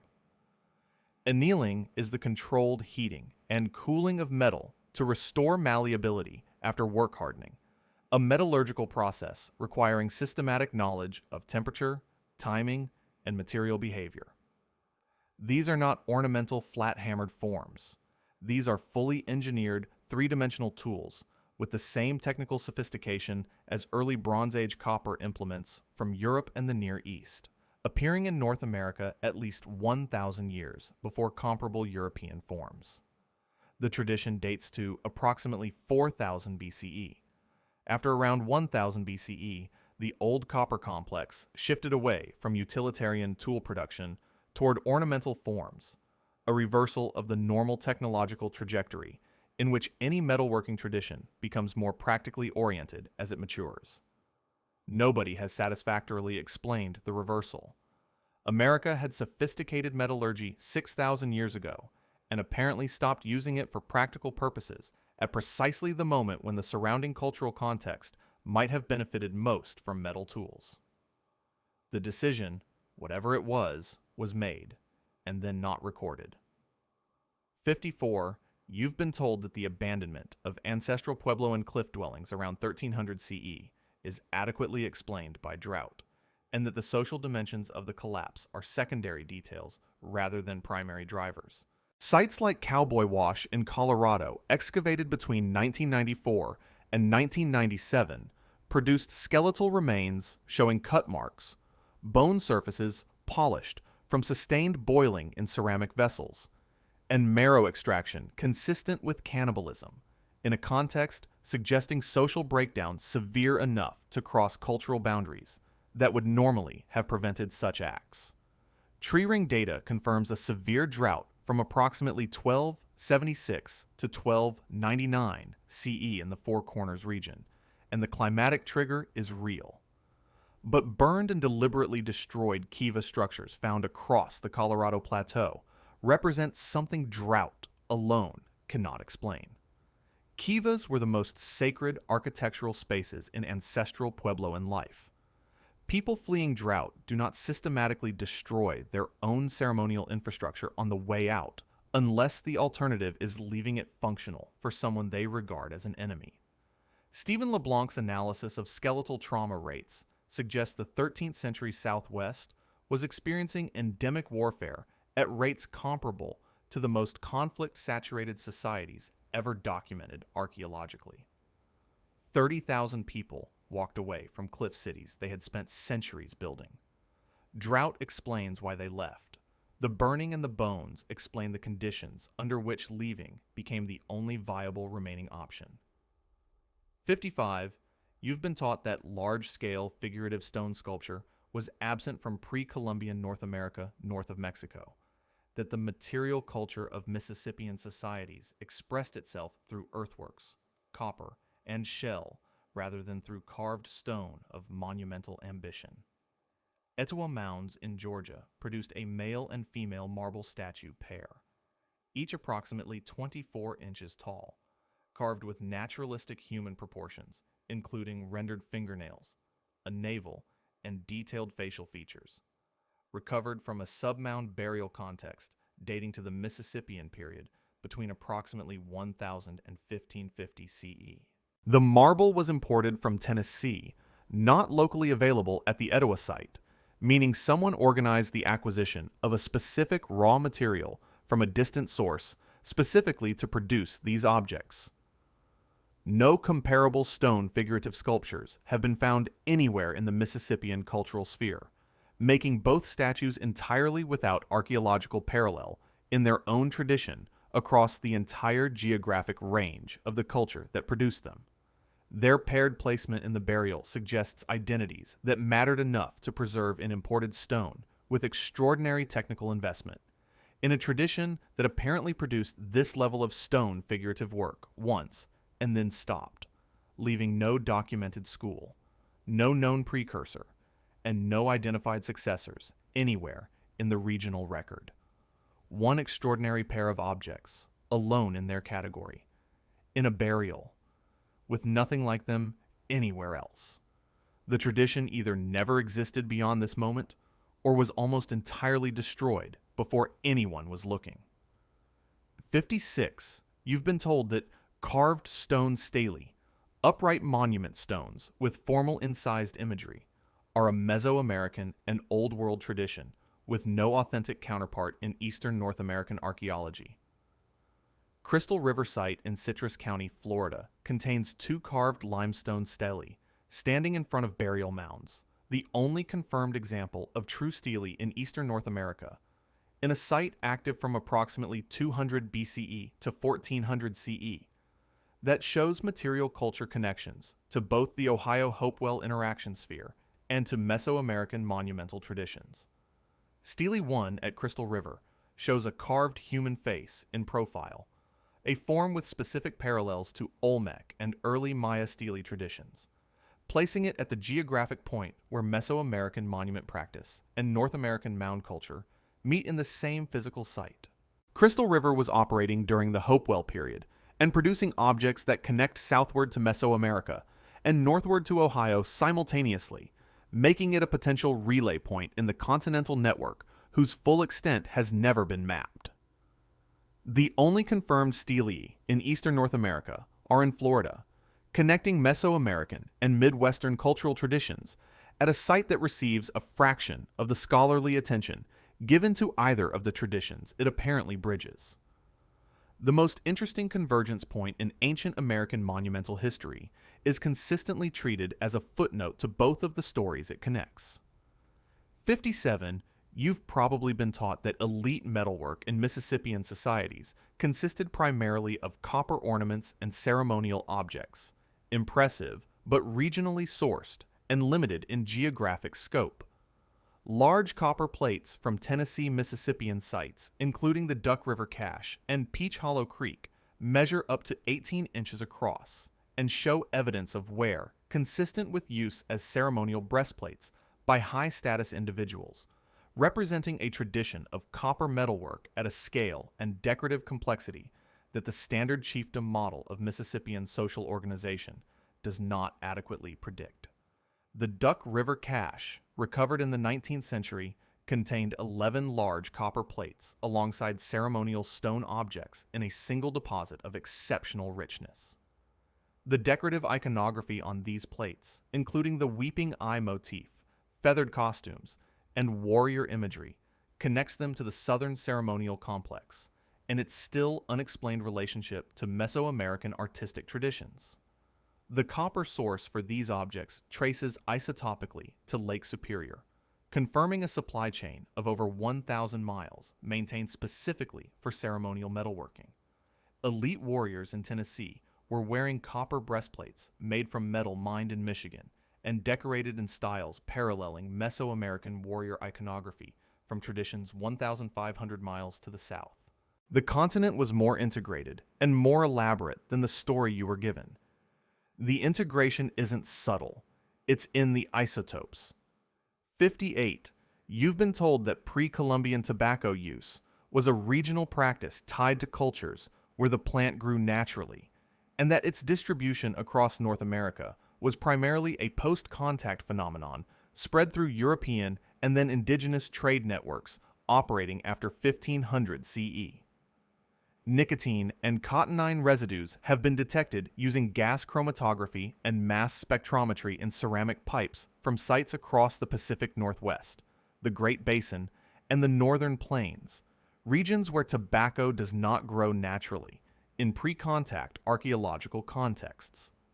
A 2021 study published in Nature Human Behavior reported the earliest confirmed tobacco use in North America at a site in Utah dated to approximately 12,300 years ago, pushing back documented tobacco use by nearly 10,000 years beyond previous estimates and placing its earliest confirmed use in a region where the plant does not occur wild. The distribution of tobacco residues in non-growing regions confirms long-distance trade of the plant or processed tobacco across ecological zones as a consistent feature of pre-Columbian exchange, adding another commodity to the continental network that was already moving copper, obsidian, shell, and rubber across similar distances. Tobacco's ceremonial role across virtually every North American cultural tradition, despite radically different languages, social structures, and religious frameworks, suggests either an extremely ancient shared origin for tobacco ceremonialism or a sustained intercultural transmission of practice alongside the commodity for so long that the two became inseparable. The first thing Europeans recognized as universally American had already been universally American for 12,000 years. 59. You've probably assumed that New England's pre-Columbian history is relatively well understood, consisting of Algonquian-speaking coastal and woodland peoples without the organizational complexity associated with the Midwest's mound-building traditions. The Gunjiwamp complex in Groton, Connecticut contains stone chambers, standing stones, a double-walled stone circle, and a corbelled room whose entrance allows equinox sunlight to penetrate to the back wall at a precision requiring intentional engineering rather than accidental orientation. The equinox alignment in the calendar chamber is specific enough to exclude coincidental placement as a plausible explanation. Thermoluminescence dating of the chamber interiors has suggested pre-colonial construction dates for some elements, though this method has limitations, and the results remain contested. Colonial-era farmers in New England built field boundaries from available surface rock and documented their construction in land records. They built wooden windmills. They did not build core-belled stone chambers with equinox light alignments and leave no record of having done so. The competing attributions for sites like Gunjiwamp, Native American construction, pre-Columbian Celtic monks, Phoenician explorers, have none of them been definitively proven or disproven across the decades of argument. A stone chamber in Connecticut, whose entrance lights up on the exact day of the equinox, is not a root cellar. Whatever it is, it required someone to understand the equinox precisely enough to build a room around it, and that person has not been identified. 60. You've been told that the Newport Tower in Rhode Island is a colonial-era windmill, and that the architectural debate about it was settled long ago in favor of that explanation. Colonial windmills in New England were universally wooden. The Newport Tower is a circular stone structure approximately 28 feet in diameter, resting on 8 stone columns with a fireplace, double-splayed windows, and a round arch construction style not documented in any colonial New England building of known provenance. Architectural historian Hjalmar Holland identified specific parallels between the tower's column spacing, fireplace placement, and window form and 12th century Norse ecclesiastical construction in Scandinavia. Parallels that the windmill attribution cannot address because no colonial windmill anywhere in the region shared these features. Optically stimulated luminescence, dating of mortar from the tower walls, conducted in 2006 and 2008, produced dates ranging from 1400 to 1700 CE, a window that includes both pre-contact and colonial possibilities, without resolving which applies. The official explanation is windmill. Every documented colonial windmill in New England was wooden. The Newport Tower is stone on columns with Norse ecclesiastical architectural parallels and a 300-year dating range. These facts have been sitting alongside the official explanation for generations. The official explanation has not improved in response to them. The tower has not moved. 61. You've been told that Viking exploration of North America was confined to a brief Newfoundland settlement, and that material evidence for Norse presence further south is either absent or definitively fraudulent. The Spirit Pond runestones found near Phippsburg, Maine in 1971 by a clam digger with no documented expertise in Norse linguistics include a stone containing what appears to be a map of the local coastline with runic notations and a second stone with a longer inscription using runic dialect forms that scholar Richard Nielsen argued were consistent with early 11th century Scandinavian script. Mainstream runologists have classified the stones as modern hoaxes. No forger has been identified. The clam digger who found them had no known motive, no academic background, and no financial benefit that materialized from the discovery. A Norse silver coin minted between 1065 and 1080 CE was found at the Goddard site in Maine in 1957 in a Native American archaeological context, the only Norse coin ever recovered in such a context in the Americas. The coin arrived through indigenous trade networks, meaning Norse objects were moving through enough hands between their point of origin and Maine to constitute an exchange network, rather than a single accidental deposit. Either a Maine clam digger secretly mastered an obscure 11th century Norse dialect, and then immediately abandoned any interest in the achievement, or something needs to be reconsidered about the reach of Norse activity south of Newfoundland. Choose your explanation with the same scrutiny you apply to the evidence it's meant to replace. 62. You've been taught that the Mandan people of the Upper Missouri River were a well-understood plains tribe, and that the anomalies reported by early European visitors were exaggerated, misinterpreted, or fabricated by observers with ideological agendas. George Catlin lived among the Mandan in 1832 and documented in paintings and written accounts a statistically unusual number of tribal members with gray and blue eyes and hair ranging from deep black to near white. Descriptions corroborated independently by other early visitors who had no connection to Catlin's work.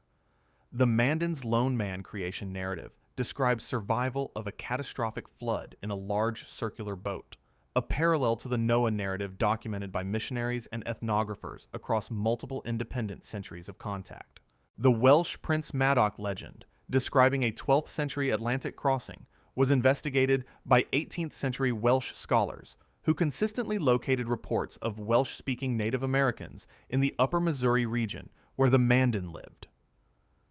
DNA studies of Mandan descendants have not confirmed pre-contact European admixture. In 1837, a smallpox epidemic reduced the Mandan from 1,600 people to approximately 125 in a single season. The population available for DNA sampling after that event is not the population that carried the documented anomalies. The sample is 90% gone. The anomalies in the historical record remain, and the sample size available to resolve them was destroyed by a disease that arrived from Europe. 63.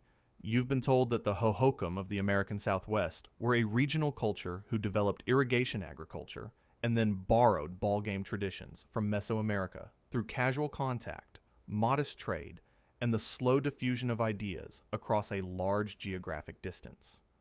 The Hohokam built over 200 eye-shaped ball courts across the Arizona desert, the largest concentration of ball court architecture outside of Mesoamerica, and imported rubber balls made from latex consistent with the rubber tree native to tropical Mexico to play in them. Rubber is a perishable commodity. Importing it across 1,000 miles of desert from tropical forests to arid basins on a scale sufficient to maintain active athletic traditions across 200 courts simultaneously is not casual cultural borrowing. It is organized logistics. The ball courts date from approximately 700 to 1450 CE and represent a sustained institutional commitment to a Mesoamerican athletic and ceremonial tradition requiring continuous material supply from a source over 1,000 miles away.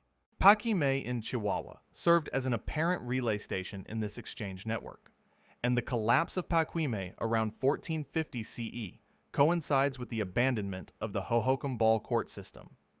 The termination of the supply chain and the termination of the institution it supplied appear to have been connected events. 200 courts across Arizona were built for a game that required imported materials from Mexico. That is a franchise operation, not a cultural coincidence.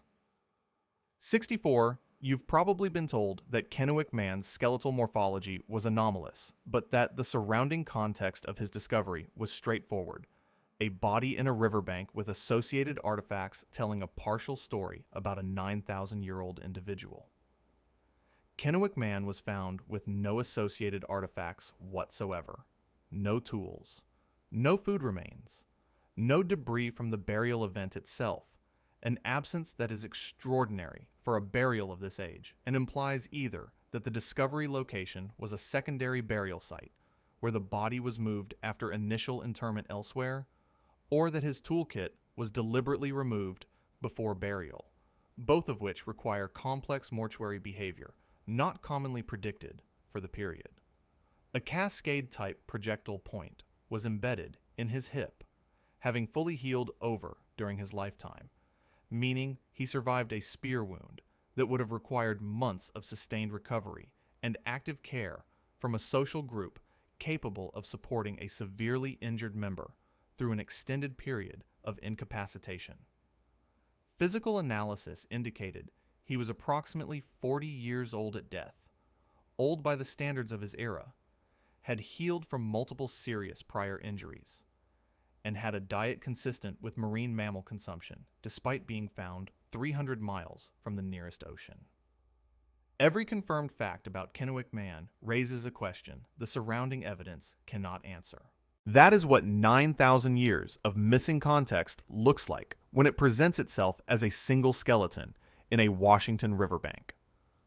65. You've been told that the Windover site in Florida is a well-documented bog burial site from the Archaic period, impressive for its preservation, but fitting within known parameters of what we expect from populations of that age and classification. The Windover archaeological site in Brevard County, discovered in 1982 when a backhoe operator noticed skulls during pond development, produced 168 individuals from a cemetery 7,000 to 8,000 years old, with brain matter preserved intact in approximately 90 of the recovered individuals due to anaerobic peat bog conditions. DNA extracted from that preserved brain tissue showed mitochondrial haplogroup frequency distributions that differed notably from modern Native American populations, suggesting the Windover people represented a genetically distinct founding group rather than direct ancestors of known indigenous peoples, which means either multiple genetically distinct populations were living in North America during the early Archaic period, or one of them was replaced by another, without leaving a clear trace in the populations that followed. The Windover people also had woven fabric buried with them in 7 different structural weave types, among the oldest preserved textiles in the Western Hemisphere, from a population classified as hunter-gatherers without the agricultural base that textile complexity is normally assumed to require. Intact brains from 8,000 years ago producing unexpected genetic results, alongside sophisticated textiles from people classified as too simple to produce them. Florida's archaeological strangeness begins considerably earlier then the tourism industry has found a comfortable way to communicate. 66. You've been told that ancient tattooing in North America is documented from historical indigenous cultures, but is not recoverable from the prehistoric record in any systematic way that would allow us to assess how widespread the practice actually was before European contact. Cactus spine tattooing tools identified at American Southwestern sites in 2020 by researchers at the University of Colorado date to approximately 2,000 years ago, with residue analysis confirming use for skin marking. Rather than any of the alternative functional classifications earlier researchers had assigned to similarly small implements. The fact that earlier researchers classified these tools as basket weaving implements rather than tattooing tools means the archaeological record for prehistoric tattooing in North America has been systematically undercounted because the instruments were present in collections and misidentified rather than absent.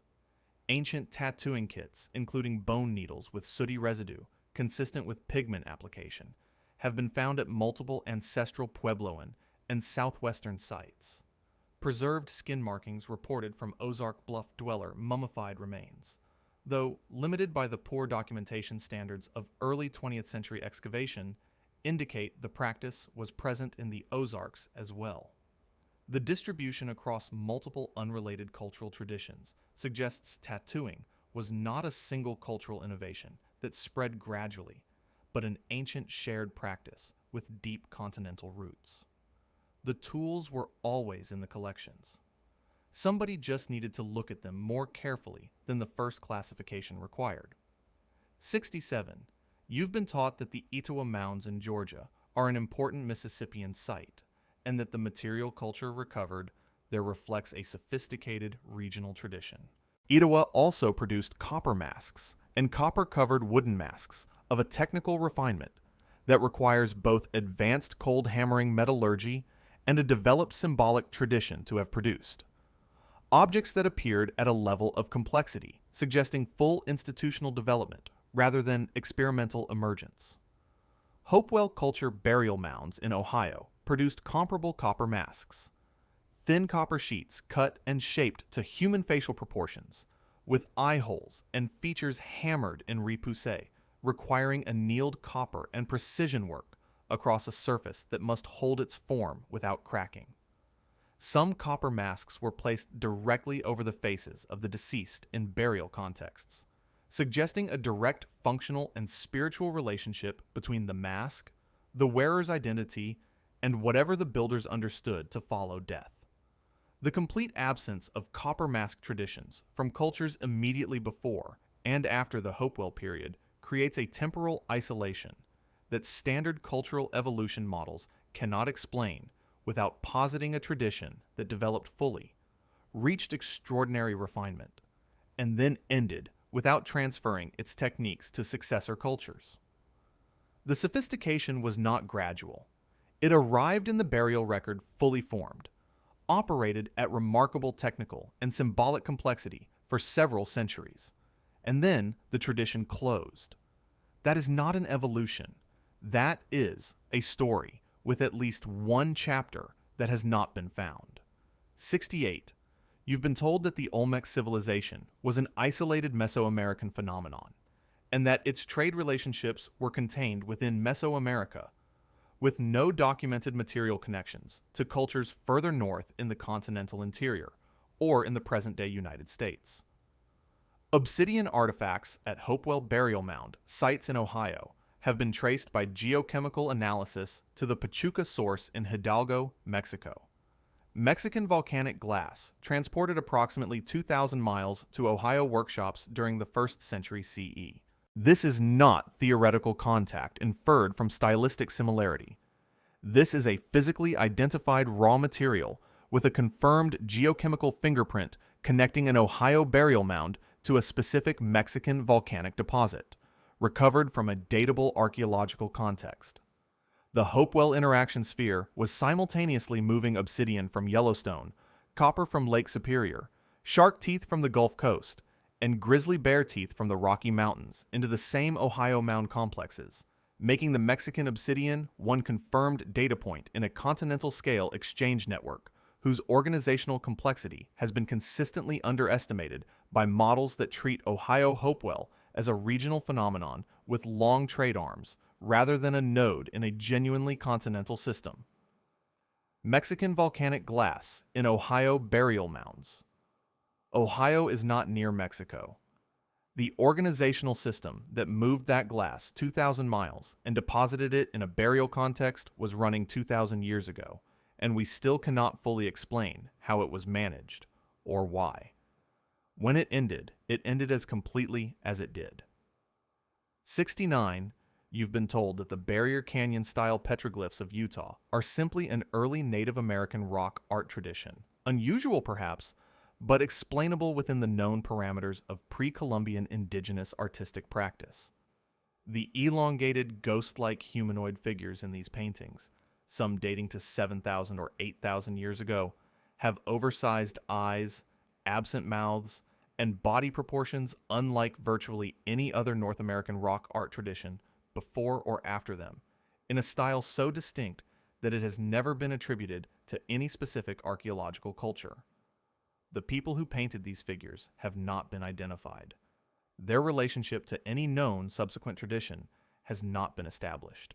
Formally, similar elongated large-eyed humanoid figures appear in rock art from the Tassili Najar in the Sahara and in the Valcamonica tradition in the Italian Alps, prompting comparisons that mainstream archaeology dismisses as universal human tendencies towards stylized humanoid representation.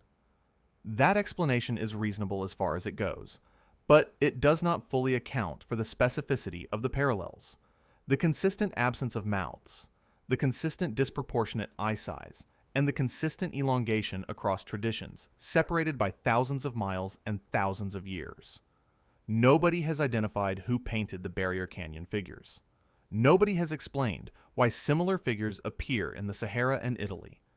At some point, the placeholder explanation and the unresolved evidence need to be acknowledged as the same kind of thing. 70. You've probably been told that Cahokia's size and sophistication were remarkable, but that its social structure was a chiefdom, a term implying less than state-level organization and more than simple tribal society, a comfortable middle category that avoids the most disruptive implications of what the site actually shows. Mound 72 at Cahokia contained a high-status male burial on a platform of 20,000 marine shell beads arranged in a falcon outline, with burial pits nearby holding 53 young women between 15 and 25 years old killed simultaneously and arranged in coordinated rows, along with additional pits containing beheaded males and individuals with perimortem trauma consistent with institutionalized sacrifice rather than battlefield killing. Selecting 53 people of similar age range, killing them at the same time, and burying them in geometric organization is not an impulsive act of violence or a spontaneous ceremony. It is a planned, administered, institutional event requiring authority, logistics, and a coercive apparatus capable of executing decisions of that scale. States do that. Chiefdoms do not reliably do it at that scale.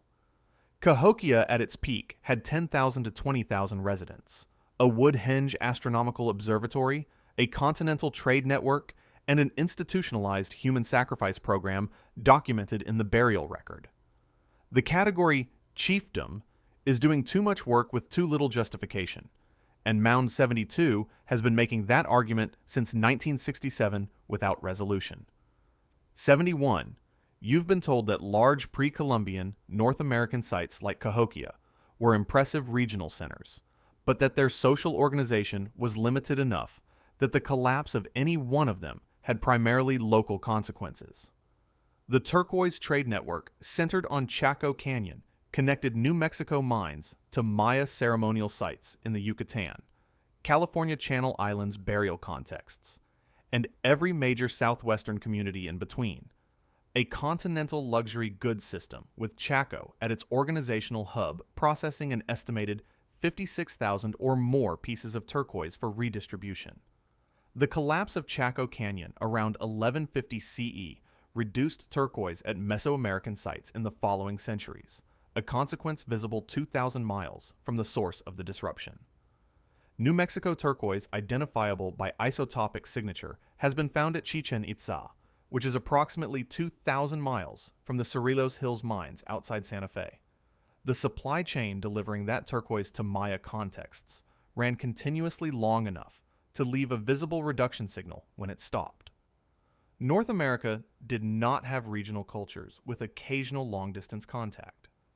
It had a continental economy with production centers, distribution networks, and disruption consequences whose geographic reach challenges the regional framework that most standard archaeological narratives still use to organize the continent's pre-Columbian history. The turquoise made the connections legible. The connections predate the turquoise by a long time. 72. You've been taught that prehistoric human occupation in Alaska and the Yukon before 15,000 years ago is extremely rare and contested, and that the Arctic and subarctic regions during the last glacial maximum were essentially uninhabited barriers through which migration passed, rather than environments where people established sustained presence.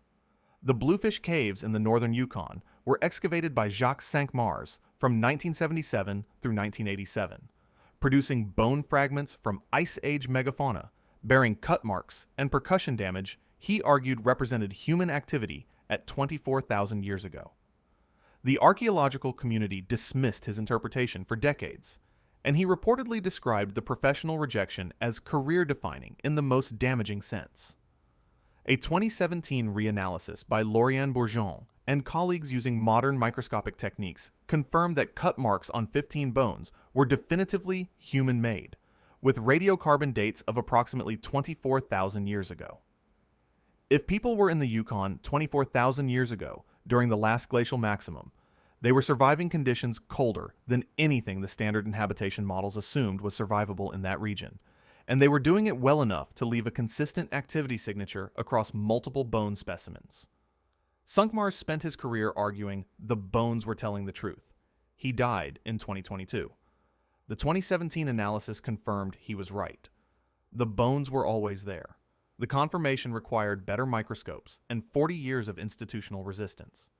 His career paid the price that being correct too early consistently extracts from researchers in this field. 73. You've been told that pre-Columbian North American watercraft were functional but modest, suitable for rivers and coastal travel, but not representing a maritime tradition comparable to Old World seafaring civilizations. The Haida and Chinook peoples of the Pacific Northwest built ocean-going dugout canoes reaching 65 feet in length, carved from single cedar logs with hull forms that modern naval architects have identified as optimized for North Pacific sea conditions, requiring generations of empirical refinement to achieve the hydrodynamic solution encoded in the final design. These vessels were used for open ocean whale hunting 50 or more miles offshore, for trading voyages spanning hundreds of miles of Pacific coast, and for warfare raids covering comparable distances, documenting consistent, routine open ocean capability rather than occasional exceptional achievement. The technology required to fell and hollow a 65-foot cedar log to a consistent wall thickness of 1 to 2 inches, steam expand the hull to its final beam width, and finish the exterior with carved ornamentation using stone and bone tools, represents one of the most demanding woodworking achievements in the pre-industrial world by any standard of measurement applied to any tradition. When Europeans arrived on the Pacific coast, the people they encountered immediately understood the comparative capabilities of European square-rigged ships relative to their own vessels, demonstrating a sophisticated evaluative framework for maritime technology that requires extensive prior experience with ocean-going craft to have developed. Primitive watercraft was never an accurate description. It was a description produced by people who arrived by ship and found acknowledging what they were looking at to be inconvenient. 74. You've probably assumed that the ancient mines of Isle Royale and Lake Superior are a well-understood curiosity. A prehistoric copper extraction site whose scale is documented and whose significance is acknowledged in regional archaeological literature, without requiring fundamental revision of anything important. Archaeological investigation of Isle Royale reveals organized underground mining operations, including pits, trenches, and shafts reaching 20 feet in depth, following copper veins underground, with radiocarbon-dated tools spanning approximately 4,500 to 1,000 years ago, a continuous mining tradition sustained for 3.5 millennia using stone mauls, wooden wedges, and organic equipment recovered from the pits themselves. The logistics of extracting copper on an island 45 miles from the nearest mainland shoreline, requiring watercraft for the transport of workers, equipment, and product across open lake water, confirm this was a managed, multi-generational industrial operation rather than opportunistic surface collection. Geological surveys estimate that somewhere between 500,000 pounds and considerably more were removed from those ancient workings over the active period. North American copper artifact inventories account for a fraction of that output. The operation is documented. The product is missing from the continental record. The conversation about where it went has been treated as a fringe concern rather than a straightforward inventory discrepancy of the most basic archaeological kind. The mine is real. The missing output is real. The discomfort with following that discrepancy to its logical questions is also real, and it has been real for a long time. 75, you've been told that Fort Mountain's stone wall in northern Georgia has a sensible practical explanation, and that the Cherokee oral tradition attributing its construction to an earlier unknown people is historical mythology rather than historical testimony, deserving serious evidentiary consideration. The Fort Mountain stone wall is approximately 855 feet long, averages 2 to 4 feet in height, and contains 29 pits along its inner face, whose purpose has not been identified. The wall does not follow the mountain's natural defensive ridgeline. It has gaps at positions where defensive continuity would matter most. The alignment makes no military sense by any standard military analysis of the site's topography. Cherokee oral tradition, recorded by multiple independent 18th and 19th century sources, describes a group called the Moon-Eyed People, characterized by unusually light features and poor daylight vision, who built structures in the region before being expelled or defeated by the Cherokee prior to European contact. Formal archaeological investigation of the wall has never produced datable materials or definitive cultural attribution. The site is managed by Georgia State Parks with an official classification of unknown origin. A wall that doesn't work as a wall, built by people who were there before the people who told us about them, in a mountain range in Georgia that contains no other structure like it. Unknown origin is not a satisfying conclusion. It is the conclusion that results when every other option requires acknowledging something the framework isn't ready to absorb. 76. You've been taught that the Mandan, Hidatsa, and Arikara peoples of the upper Missouri River are understood primarily as the settled agricultural tribes encountered by Lewis and Clark in 1804 and 1805, and that their pre-contact history is reasonably well characterized. Before the introduction of the horse, which arrived on the northern plains only around 1680 to 1750 CE, the Missouri River Valley contained dozens of permanently occupied earth lodge villages, with populations of several thousand people each, representing a settled agricultural civilization of considerable scale and organizational complexity, whose existence is almost entirely absent from public historical consciousness. Large earth lodge villages contained 50 to 150 individual lodges with diameters of 40 to 60 feet each, housing extended family groups in continuously occupied sites like Knife River Indian villages in North Dakota, which shows successive occupation layers spanning over 800 years on the same location. The agricultural economy supporting these populations was sophisticated enough to generate surplus for inter-village trade and winter food storage across communities. The introduction of the horse transformed this settled civilization, converting some groups to nomadism, while others maintained villages, meaning the nomadic plains warrior image that dominates popular representation of plains peoples captures a cultural adaptation approximately 300 years old at the time of major European contact, not an ancient or timeless tradition. The Earth Lodge cities were already there. The horse rewrote part of the story. The part that got rewritten is the part that ended up in the textbooks as the whole thing. 77.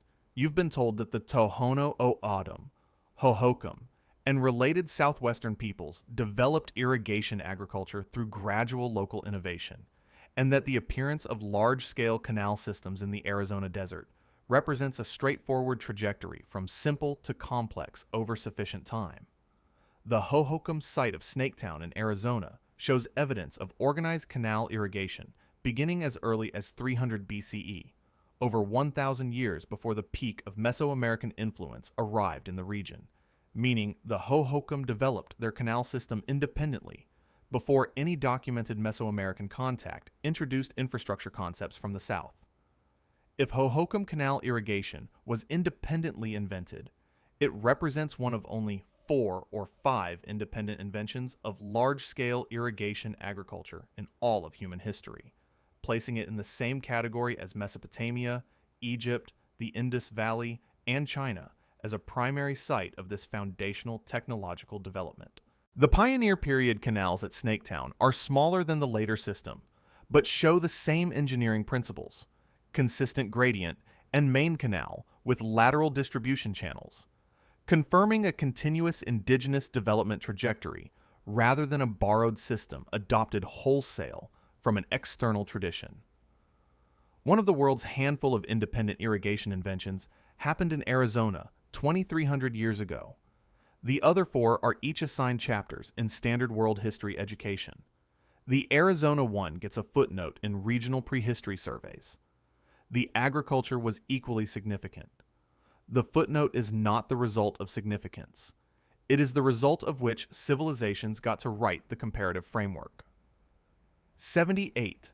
You've been told that the prehistoric population of North America was sparse, and that the landscape encountered by early European colonists reflected pre-contact conditions, rather than the aftermath of a demographic collapse of extraordinary scale. Demographic historian Henry Dobbins's 1983 analysis estimated the pre-contact population north of Mexico at approximately 10 million people, with hemispheric estimates considerably higher, compared to the 1 to 2 million figure established by early 20th century anthropologist James Mooney, using historical records that already captured populations reduced by decades of epidemic disease before systematic counting began. Old World pathogens, particularly smallpox and measles, killed between 50 and 90% of affected populations during the 16th and 17th centuries, meaning English colonists describing empty Massachusetts and Virginia forests in the early 1600s were describing landscapes that had lost the majority of their human populations within the previous century. Archaeological evidence from settlement sizes, agricultural field system traces, and forest management signatures increasingly supports higher pre-contact population estimates, with some regional studies suggesting densities comparable to contemporary European populations in the same periods. The wilderness that colonial narratives describe as a natural condition was a demographic catastrophe that had already concluded before most colonial writers were born. They arrived late enough to miss the people, and early enough to mistake the emptied landscape for an original state. The emptiness was not natural. It was recent, and it had a cause, and the cause arrived from Europe before the observers did. 79.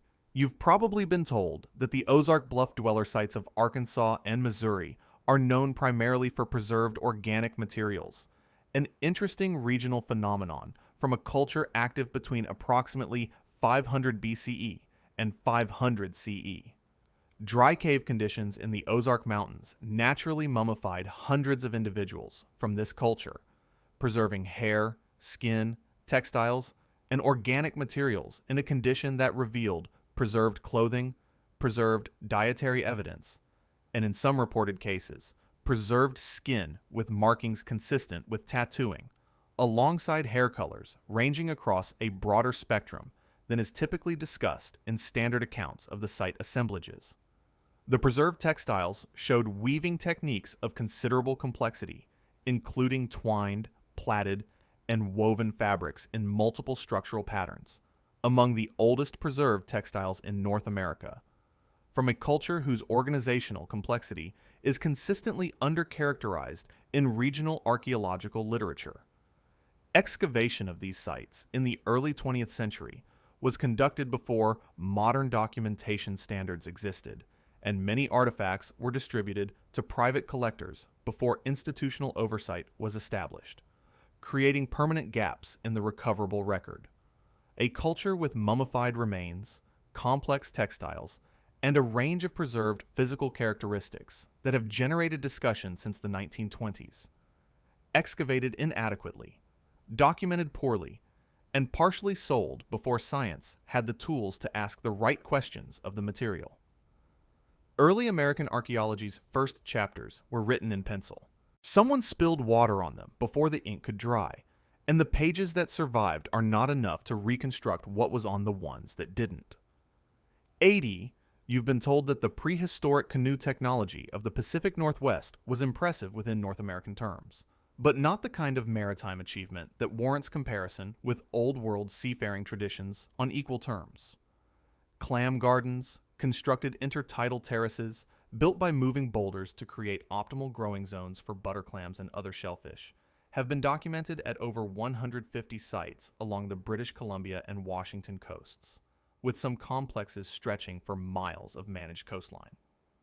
A 2019 study published in Nature Communications confirmed that clam gardens increased butter clam productivity by 300% compared to unmanaged intertidal zones and supported 12 times the density of littleneck clams, documenting aquaculture productivity comparable to modern managed shellfish operations. Radiocarbon dating of clam garden walls has produced construction dates of 3,500 years for the oldest confirmed examples. Stone fish weirs, engineered tidal traps for salmon and other species, have been documented across the northwest coast in configurations requiring coordinated community labor to build and maintain, confirming organized food production infrastructure operating at landscape scale. Engineered shellfish farms producing 300% more food than natural beds, built 3,500 years ago and operated continuously until European contact disrupted the management systems. You called it hunting and gathering. The people running it called it what it was, which was farming, and they were right, and the label you were given was a description of what the observer expected to find, rather than what was actually present and producing food at industrial scale. 81. You've been told that the mystery of where hundreds of thousands of tons of copper went after leaving the Great Lakes mines is an interesting open question in North American archaeology, one that specialists discuss, but that doesn't require urgent attention, because the missing material will presumably surface eventually in some context that makes sense of the gap. Bronze Age Europe experienced a sudden surge in copper availability around 1200 BCE, precisely when Great Lakes mining activity appears to have declined based on available dating of the mining pits. And European Bronze Age copper has isotopic signatures that don't consistently match known European copper sources, a discrepancy that has been noted in the academic literature without generating the systematic investigative response that a discrepancy of this magnitude in any other research context would typically produce. The old copper complex of the Great Lakes represents one of the oldest metalworking traditions in the world, beginning around 5000 BCE, and the total volume of copper removed from the ancient pits over the active period of extraction substantially exceeds what North American artifact inventories can account for, regardless of conservative or liberal estimation methods. Two separate facts. The largest pre-Columbian copper extraction operation in the Western Hemisphere produced output that exceeds the North American archaeological record, and Bronze Age Europe needed copper in quantities its known local sources cannot fully explain. At the same time, the Great Lakes extraction appears to have been winding down. These facts exist. Their relationship is treated as a question too disruptive to pursue aggressively. The disruption is not a reason to avoid the question. It is the reason the question matters. 82. You've probably been told that the Hopewell interaction sphere of Ohio, 100 BCE to 500 CE, was an impressive long-distance exchange network for its time, but that its extent and organizational complexity have been adequately characterized in standard archaeological literature. Mexican volcanic obsidian from the Pachuca source in Hidalgo, traceable by geochemical fingerprint to a specific Mexican volcanic deposit, has been recovered from Ohio Hopewell burial mounds in datable pre-contact contexts, meaning Hopewell workshops were receiving raw material from Mexican sources 2,000 miles away during the 1st century CE. This is confirmed material contact, not stylistic inference. The same Hopewell burial contexts contain Yellowstone obsidian from Wyoming, Lake Superior copper from Michigan, shark teeth from the Gulf of Mexico, grizzly bear canines from the Rocky Mountains, and mica from the southern Appalachians, a combination of raw materials from every geographic extreme of the continent, converging in a single burial tradition in Ohio. The social infrastructure required to maintain reliable supply relationships across 2,000 miles in multiple directions, simultaneously, without writing, without metal tools, and without wheeled transport, implies a continental network of recognized trading relationships, trusted intermediaries, and multi-generational supply chain management that the term interaction sphere substantially undersells. Mexican obsidian in Ohio burial mounds is not a curiosity. It is a data point in a system whose full organizational structure has not been reconstructed, and whose complexity, if fully understood, would require revising the framework used to describe pre-Columbian North America at almost every level. 83. You've been told that the Mississippian culture of the American Southeast was a sophisticated regional tradition without significant documented connections to Mesoamerican civilizations, and that iconographic parallels noted between the two traditions are the result of independent invention or superficial resemblance rather than cultural transmission. The Southern ceremonial complex, the artistic and religious tradition spanning Mississippian culture from approximately 800 to 1600 CE, contains specific iconographic elements, including the open hand and eye motif, the horned and feathered serpent, the long-nosed deity, and specific warrior costume configurations that appear in both Mississippian contexts and in Mesoamerican artistic traditions, with enough specificity that researchers have used the phrase Mesoamerican derived in peer-reviewed archaeological publications. The Wolfing Cache from Missouri, a collection of Mississippian copper plates, includes imagery that archaeologists have described using that specific language in formal literature, not in fringe publications. Material culture parallels extend beyond iconography to include flat-topped platform mound forms, plaza arrangements mirroring Mesoamerican urban planning, and the ball court and rubber ball tradition documented extensively in Hohokam contexts. The geographic distance between the Valley of Mexico and the Mississippi Valley remains the primary stated objection to a connection, but the geographic distance did not prevent Mexican obsidian from arriving in Ohio or New Mexico turquoise from arriving in the Yucatan. Distance was not the barrier it is being used, as in this particular argument. 84. You've probably been told that the prehistoric surgery evidence from North American archaeological sites is interesting, but limited. A few trepanation cases that demonstrate ancient medical practice without requiring significant revision of how we characterize pre-Columbian medical knowledge.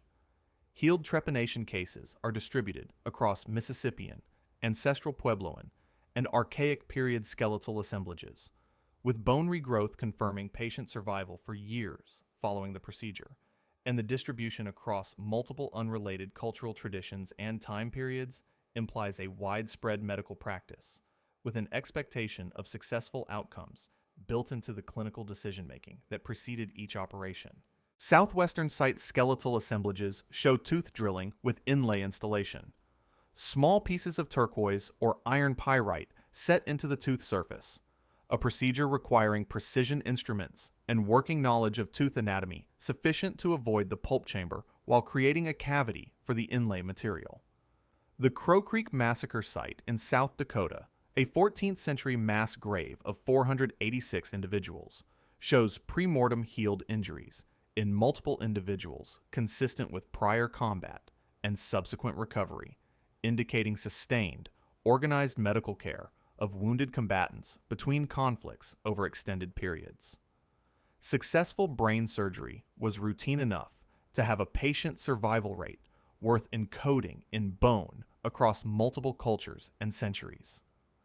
The classification primitive medicine was a description of the observer's expectations. The bones were always describing something different, and they have been doing so consistently since the first careful examination of this material began producing results that the initial framework could not accommodate. 85. You've been told that the Bluefish Caves finding of 24,000-year-old human activity in the Yukon was a contested result that the field is still evaluating, and that Jacques Cinq-Mars's decades-long argument for pre-last glacial maximum human presence in the Americas was one position in an ongoing scientific debate conducted in good faith on all sides. Cinq-Mars conducted his excavations from 1977 through 1987 and published his findings, arguing for human presence at 24,000 years ago. The archaeological community's response was not engaged skepticism that led to follow-up investigation. It was sustained dismissal that effectively ended further productive research at the site for decades. He reportedly described the experience as professionally devastating. The 2017 reanalysis by Bourgeon and colleagues used microscopic techniques not available during the original excavations to examine the bone collection and confirmed definitively that cut marks on 15 specimens were human-made, consistent with the dates Cinq-Mars had argued for 40 years earlier. He died in 2022 without seeing the full institutional acknowledgement his work deserved. The bones he excavated were always accurate. The dating he proposed was correct. The professional cost he paid was real and was not returned when the confirmation arrived. This is not an isolated incident in American archaeology. It is a recurring pattern in which accurate evidence waits decades for institutional permission to be correct, and the researchers who carried it during that wait absorb the cost personally, while the field that extracted the cost moves forward without accounting for what the delay itself represented. 86. You've been told that the syphilis origin question was resolved by the Columbian hypothesis, which holds that Columbus's returning sailors brought the disease to Europe in 1493, triggering the epidemic of 1495, and that this explanation is settled enough to close the file. Multiple European skeletal samples dated before 1493 have shown bone lesions consistent with treponema infection, though critics argue these may represent related diseases like yaws rather than venereal syphilis specifically.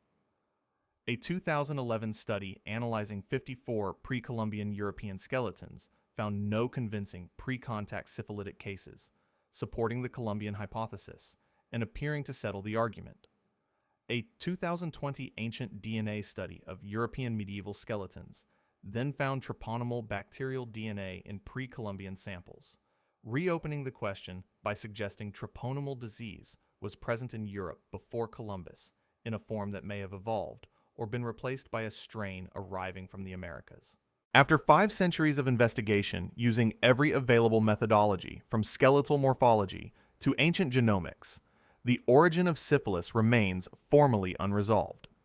The Columbian hypothesis is the current preference. The pre-Columbian European DNA keeps appearing and declining to be explained away on schedule. Medical archaeology's oldest cold case is still open, and the evidence keeps arriving in ways that the preferred explanation has to work harder each decade to accommodate.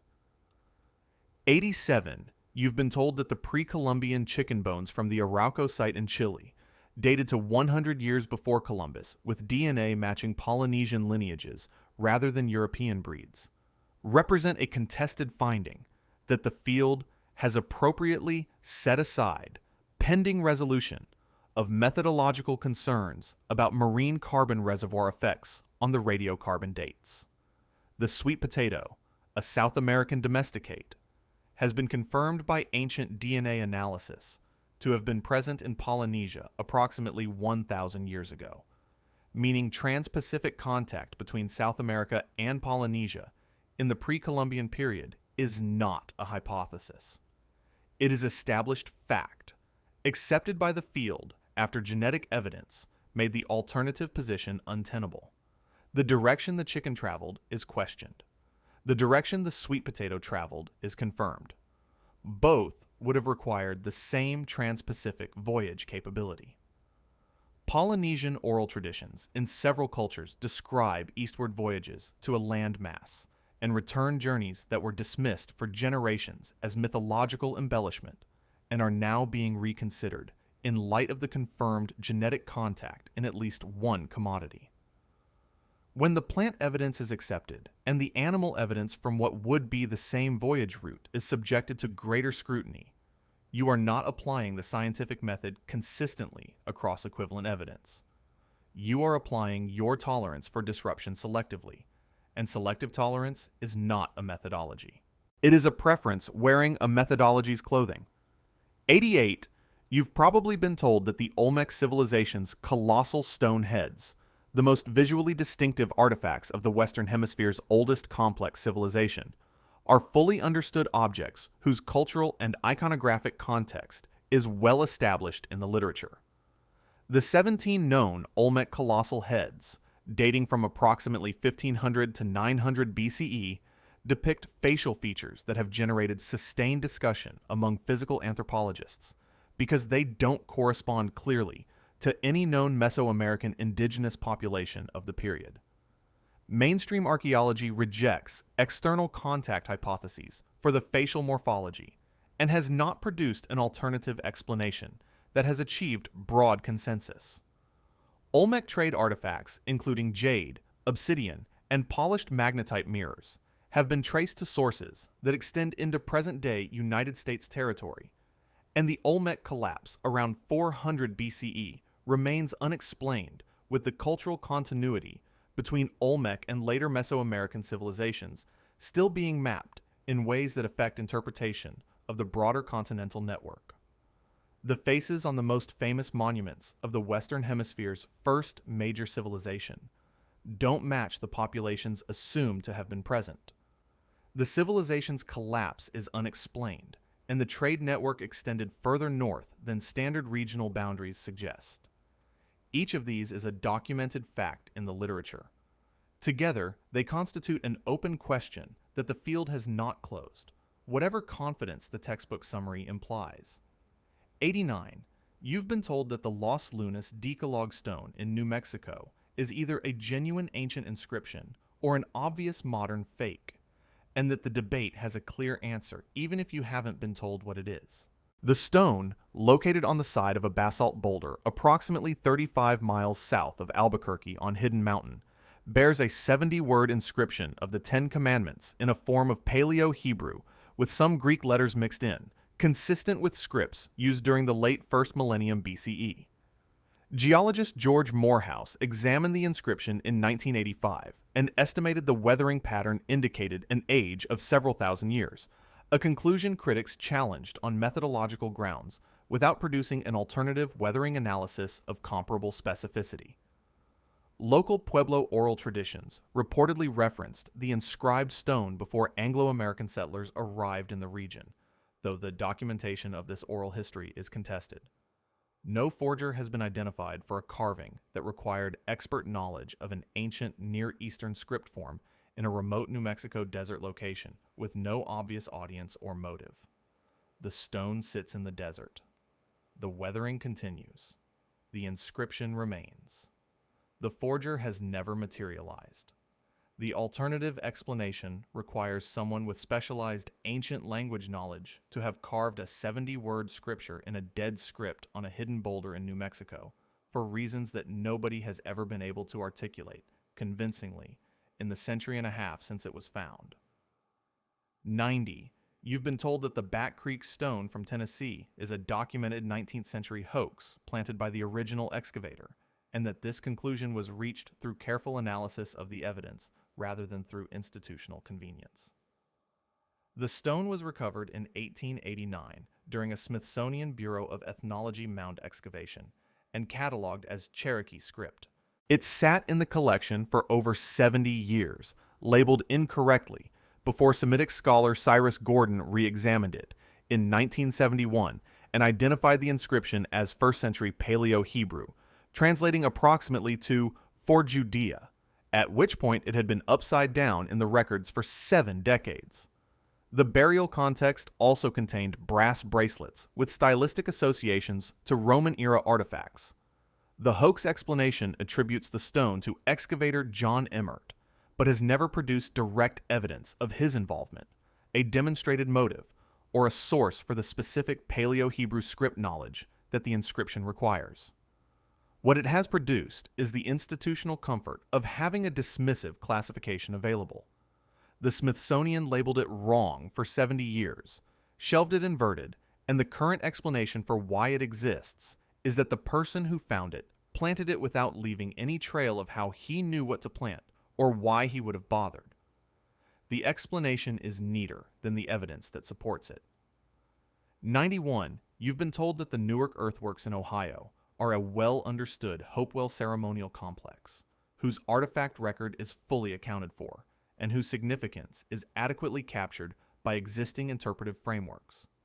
The Newark Holy Stones, the Keystone, and the Decalogue stone found by David Wyrick between 1860 and 1861 were recovered from sealed burial contexts within the Newark earthwork complex and bear inscriptions in Hebrew script that multiple scholars in multiple centuries have examined without producing a consensus classification. Mainstream archaeology classifies both objects as 19th century hoaxes placed to support lost tribes of Israel theories popular in the period. The hoax explanation requires accepting that the objects were planted by someone with sufficient knowledge of Hebrew script to produce convincing inscriptions, sufficient access to the excavation context to plant them in sealed burial positions, and sufficient disinterest in credit or financial gain to never identify themselves or benefit from the discovery in any documented way. No planter has been identified. No source for the specific script knowledge has been traced. The objects were found across separate excavation events with multiple witnesses. Either this was the most elaborate, uncredited academic prank in Ohio history, executed without motive, attribution, or personal benefit, or the explanation being used to close the question is more convenient than it is supported. The objects exist. The explanation for them is thinner than its confidence suggests. 92. You've been told that the Grave Creek Mound inscribed stone is a straightforward 19th century fake, and that the debate about it was settled long ago in favor of that classification. The stone, a small sandstone disc bearing 23 characters, recovered during excavation of the largest Adena burial mound in existence in 1838, was examined by scholars across Europe and America who attributed it variously to Canaanite, Etruscan, Runic, Old British, Greek, and Phoenician origins, producing not a narrowing consensus, but an expanding list of incompatible attributions over the course of several decades of serious scholarly attention. The original stone then disappeared from its display case sometime in the mid-19th century and has never been recovered. All subsequent analysis has been conducted on hand-copied transcriptions made by people who disagreed about what they were looking at, and whose copies therefore diverge in ways that cannot be resolved by examining the source material, because the source material is gone. The most debated inscription in American archaeological history vanished before the analytical tools that might have settled the question were developed.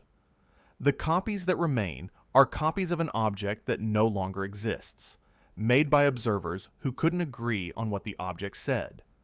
Calling it a fake is at least as speculative as any alternative, and the primary evidence needed to resolve the question walked out the door in the 19th century and has not been seen since.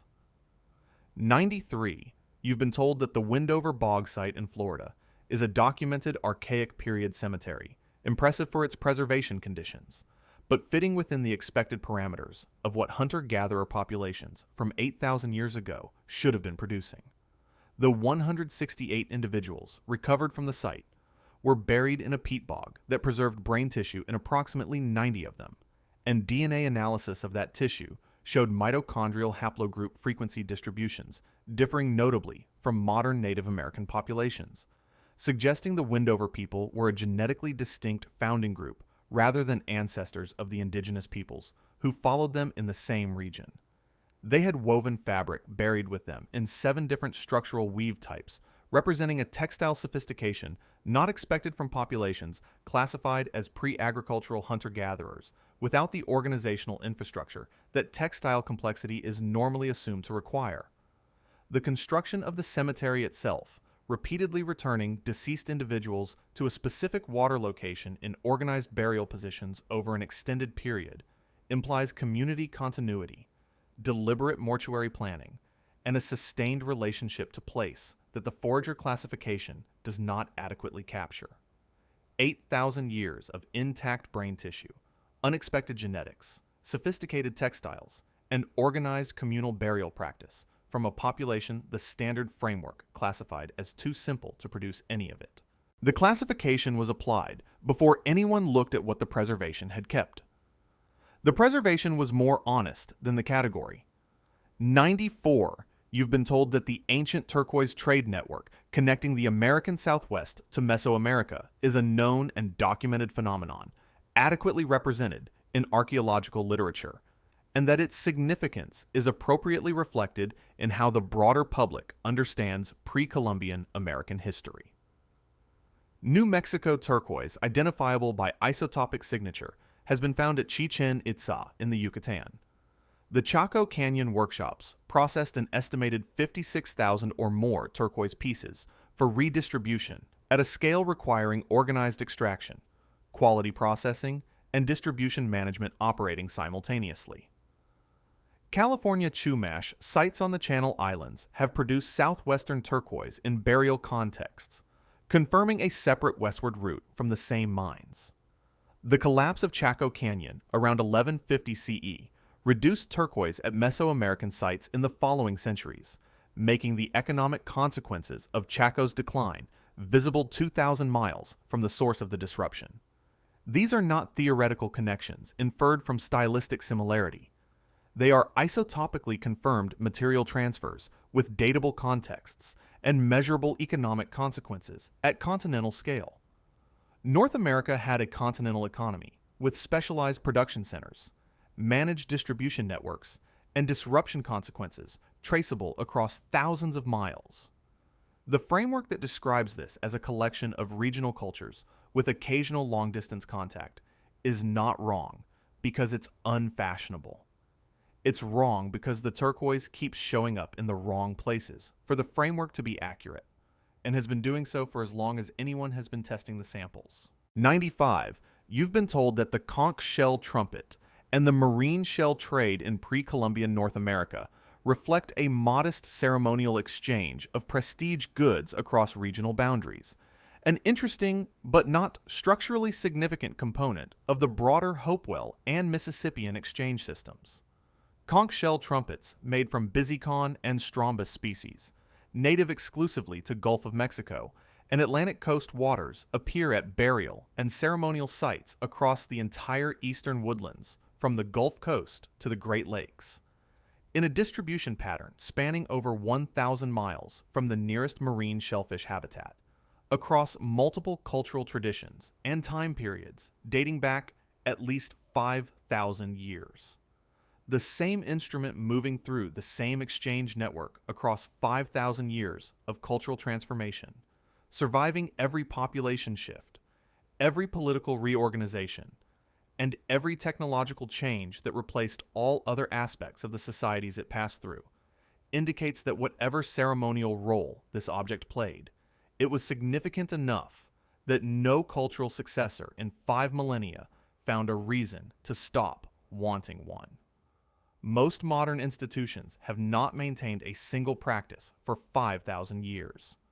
The conch shellhorn did.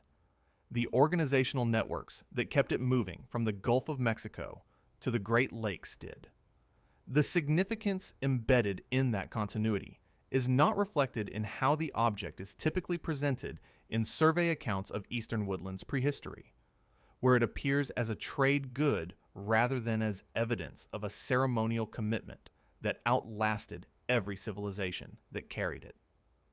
96. You've been told that the pre-Columbian plains were primarily the domain of nomadic buffalo hunters, and that the image of the mounted plains warrior represents an ancient and continuous tradition rather than a historically recent cultural adaptation.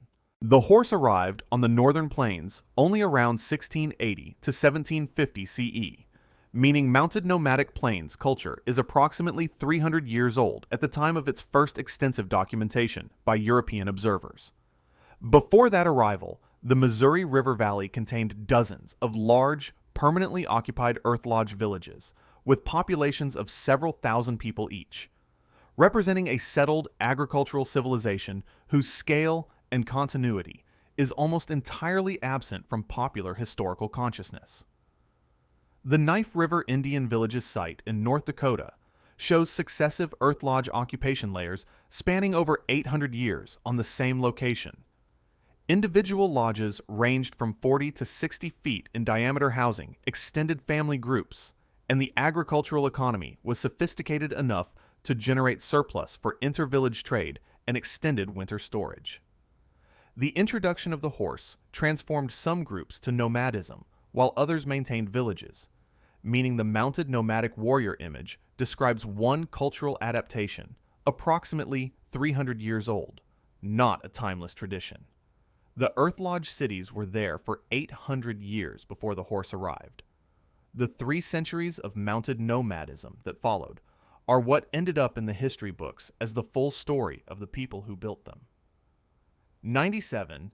You've been told that the Tlingit and Northwest Coast peoples maintained sophisticated ceremonial economies, but that describing their copper objects as currency is an interpretive overreach that imposes Western economic frameworks on non-Western cultural practices. Tlingit copper objects called coppers were large shield-shaped beaten copper plates, whose value was not intrinsic but transactional, increasing with each potlatch exchange event in a mechanism that functions as a documented inflation system, with individual coppers accumulating names, histories, and assigned values through successive public transactions over generations. The copper for these objects came from the Copper River in Alaska, a source exploited for at least 2,000 years before European contact, and the same copper moved southward through established trade networks to become part of Northwest Coast ceremonial systems from Alaska to Washington state. The deliberate destruction of coppers, throwing them into the ocean or breaking them publicly at potlatch ceremonies, functioned as a calculated demonstration of surplus wealth, a behavior Thorstein Veblen described as conspicuous consumption when he documented it in European and American economic contexts, and assigned it a formal place in economic theory. When the Tlingit practiced the same behavior for 2,000 years, before European contact, it gets classified as ceremonial exchange rather than economic behavior. The behavior is identical in both cases. The classification depends entirely on who is doing it and who is doing the classifying, and those two things have never been as separate as the classification implies. 98. You've been told that the prehistoric textile record of North America is thin, fragmentary, and consistent with the level of material culture sophistication expected from populations operating without metal tools or agricultural surplus sufficient to support craft specialization. Textiles from dry cave sites in the American Southwest, including Antelope Cave, contain cotton tapestry weaves with 50 or more wefts per inch. A thread count comparable to fine medieval European wool textiles, produced on simple hand looms without metal components by people working in a tradition whose full depth has not been systematically mapped, Anasazi textiles from Pueblo Bonito at Chaco Canyon include cotton pieces with complex geometric patterns in multiple colors, requiring pre-planned warp thread preparation, color sequencing, and continuous pattern management across the full width of the fabric, skills requiring years of specialized training to execute reliably at this level of precision. The Windover Bog textiles from Florida, dated to 7,000 to 8,000 years ago, include 7 different structural weave types in a collection of 87 fabric fragments. More structural variety than most single-site textile collections of comparable age anywhere in the world from any tradition. Pre-Columbian southwestern textiles used cotton, yucca fiber, human hair, dog hair, rabbit fur, and turkey feathers as weaving materials, a fiber diversity requiring systematic knowledge of material properties across a range of sources. The skill was not primitive. The tools were different. When you judge the product by the tools rather than by the product itself, you are telling your own story about what you assumed was possible, not their story about what they actually made. 99, you've been told that the prehistoric chert quarry distribution networks of North America represent interesting evidence of long-distance exchange, but that the scale and organizational complexity of pre-Columbian stone trade has been adequately characterized in existing literature, without requiring fundamental revision of how we understand continental connectivity. Knife River flint from quarries in North Dakota has been found at archaeological sites from Texas to the Great Lakes to the Rocky Mountains, a distribution spanning over 1,000 miles in multiple directions from a single source, in contexts dating across the full range of documented pre-Columbian occupation. Hixton silicified sandstone. From a single quarry outcrop in Jackson County, Wisconsin appears at Paleo-Indian sites dated to 10,000 or more years ago across the upper Midwest, confirming that long-distance preferred material acquisition was a feature of American life from the earliest documented period of human presence on the continent. Burlington chert from Missouri has been recovered at Ohio Hopewell sites, confirming 500-mile stone movement during the 1st century CE. The consistency of long-distance preferred stone acquisition across 10,000 years of American prehistory, from Paleo-Indian through Mississippian periods, across every cultural transformation in between, indicates that organized stone trade was not a development that emerged with social complexity. It was the foundation on which social complexity was built. The trade came first. Everything you've been taught came after, and was assembled on top of a continental exchange network that was already old before the first mound was raised. 100, you've been told that the Panther Intaglio near Fort Atkinson, Wisconsin, is an unusual earthwork curiosity, and that its significance is limited by the absence of comparable examples and datable associated materials. The Panther Intaglio is approximately 125 feet long and was created by scraping the earth downward approximately 1 to 2 feet to create a negative relief of a feline figure, the opposite technique from the raised effigy mounds that surround it in the same geographic region where the effigy mound culture raised thousands of animal figures across the upper Midwest. Creating a figure in negative relief by removing earth rather than adding it produces an image visible only from an elevation that the builders had no documented means of accessing, which raises a straightforward question about how they designed, planned, and quality checked a figure whose full form could not be seen from the ground during its construction. No other intaglio earthworks have been confirmed to survive in the upper Midwest, though historical accounts describe additional examples that were plowed under during agricultural settlement before documentation occurred. No datable material has been recovered from the feature. Its relationship to the surrounding effigy mound tradition has not been established. A 125-foot panther scraped into the earth in a form visible only from above, surviving as the only confirmed example of its type because everything else was destroyed before anyone thought to record it. The art form existed. We know it from one survivor. The rest of the canvas was plowed under, and the plow didn't leave a record of what it erased. 101. You've been told that a century of professional archaeology has given us a reasonably complete picture of pre-Columbian America, that the major questions have been identified, that the significant sites have been found, and that what remains is detail work rather than structural revision of the foundational narrative. An estimated 90% of pre-Columbian archaeological sites in eastern North America have been destroyed by agricultural plowing, urban development, and erosion since European contact. Sea level rise since the last glacial maximum has submerged approximately 40% of the habitable land area of the Americas that existed during the period of earliest human occupation, placing the oldest chapters of the American story under hundreds of feet of ocean, where standard excavation methods cannot reach. The epidemics that reduced some populations by 90% in a single generation destroyed not just people, but the accumulated knowledge, oral traditions, and institutional memory those people carried. Knowledge that existed in no other form and is now permanently inaccessible. Every item in this video came from the fraction of the record that survived destruction, was excavated before being lost, and was documented carefully enough to be studied at all. The full story of pre-Columbian America is not waiting to be discovered. Most of it is gone. What survives is enough to confirm that what's gone was extraordinary, which means the outline you've been given describes the border of a painting, where 90% of the canvas was destroyed before anyone with the right questions arrived to look at it. Now you have the questions. Most of the answers went first. If you want to see more, click the video on screen now.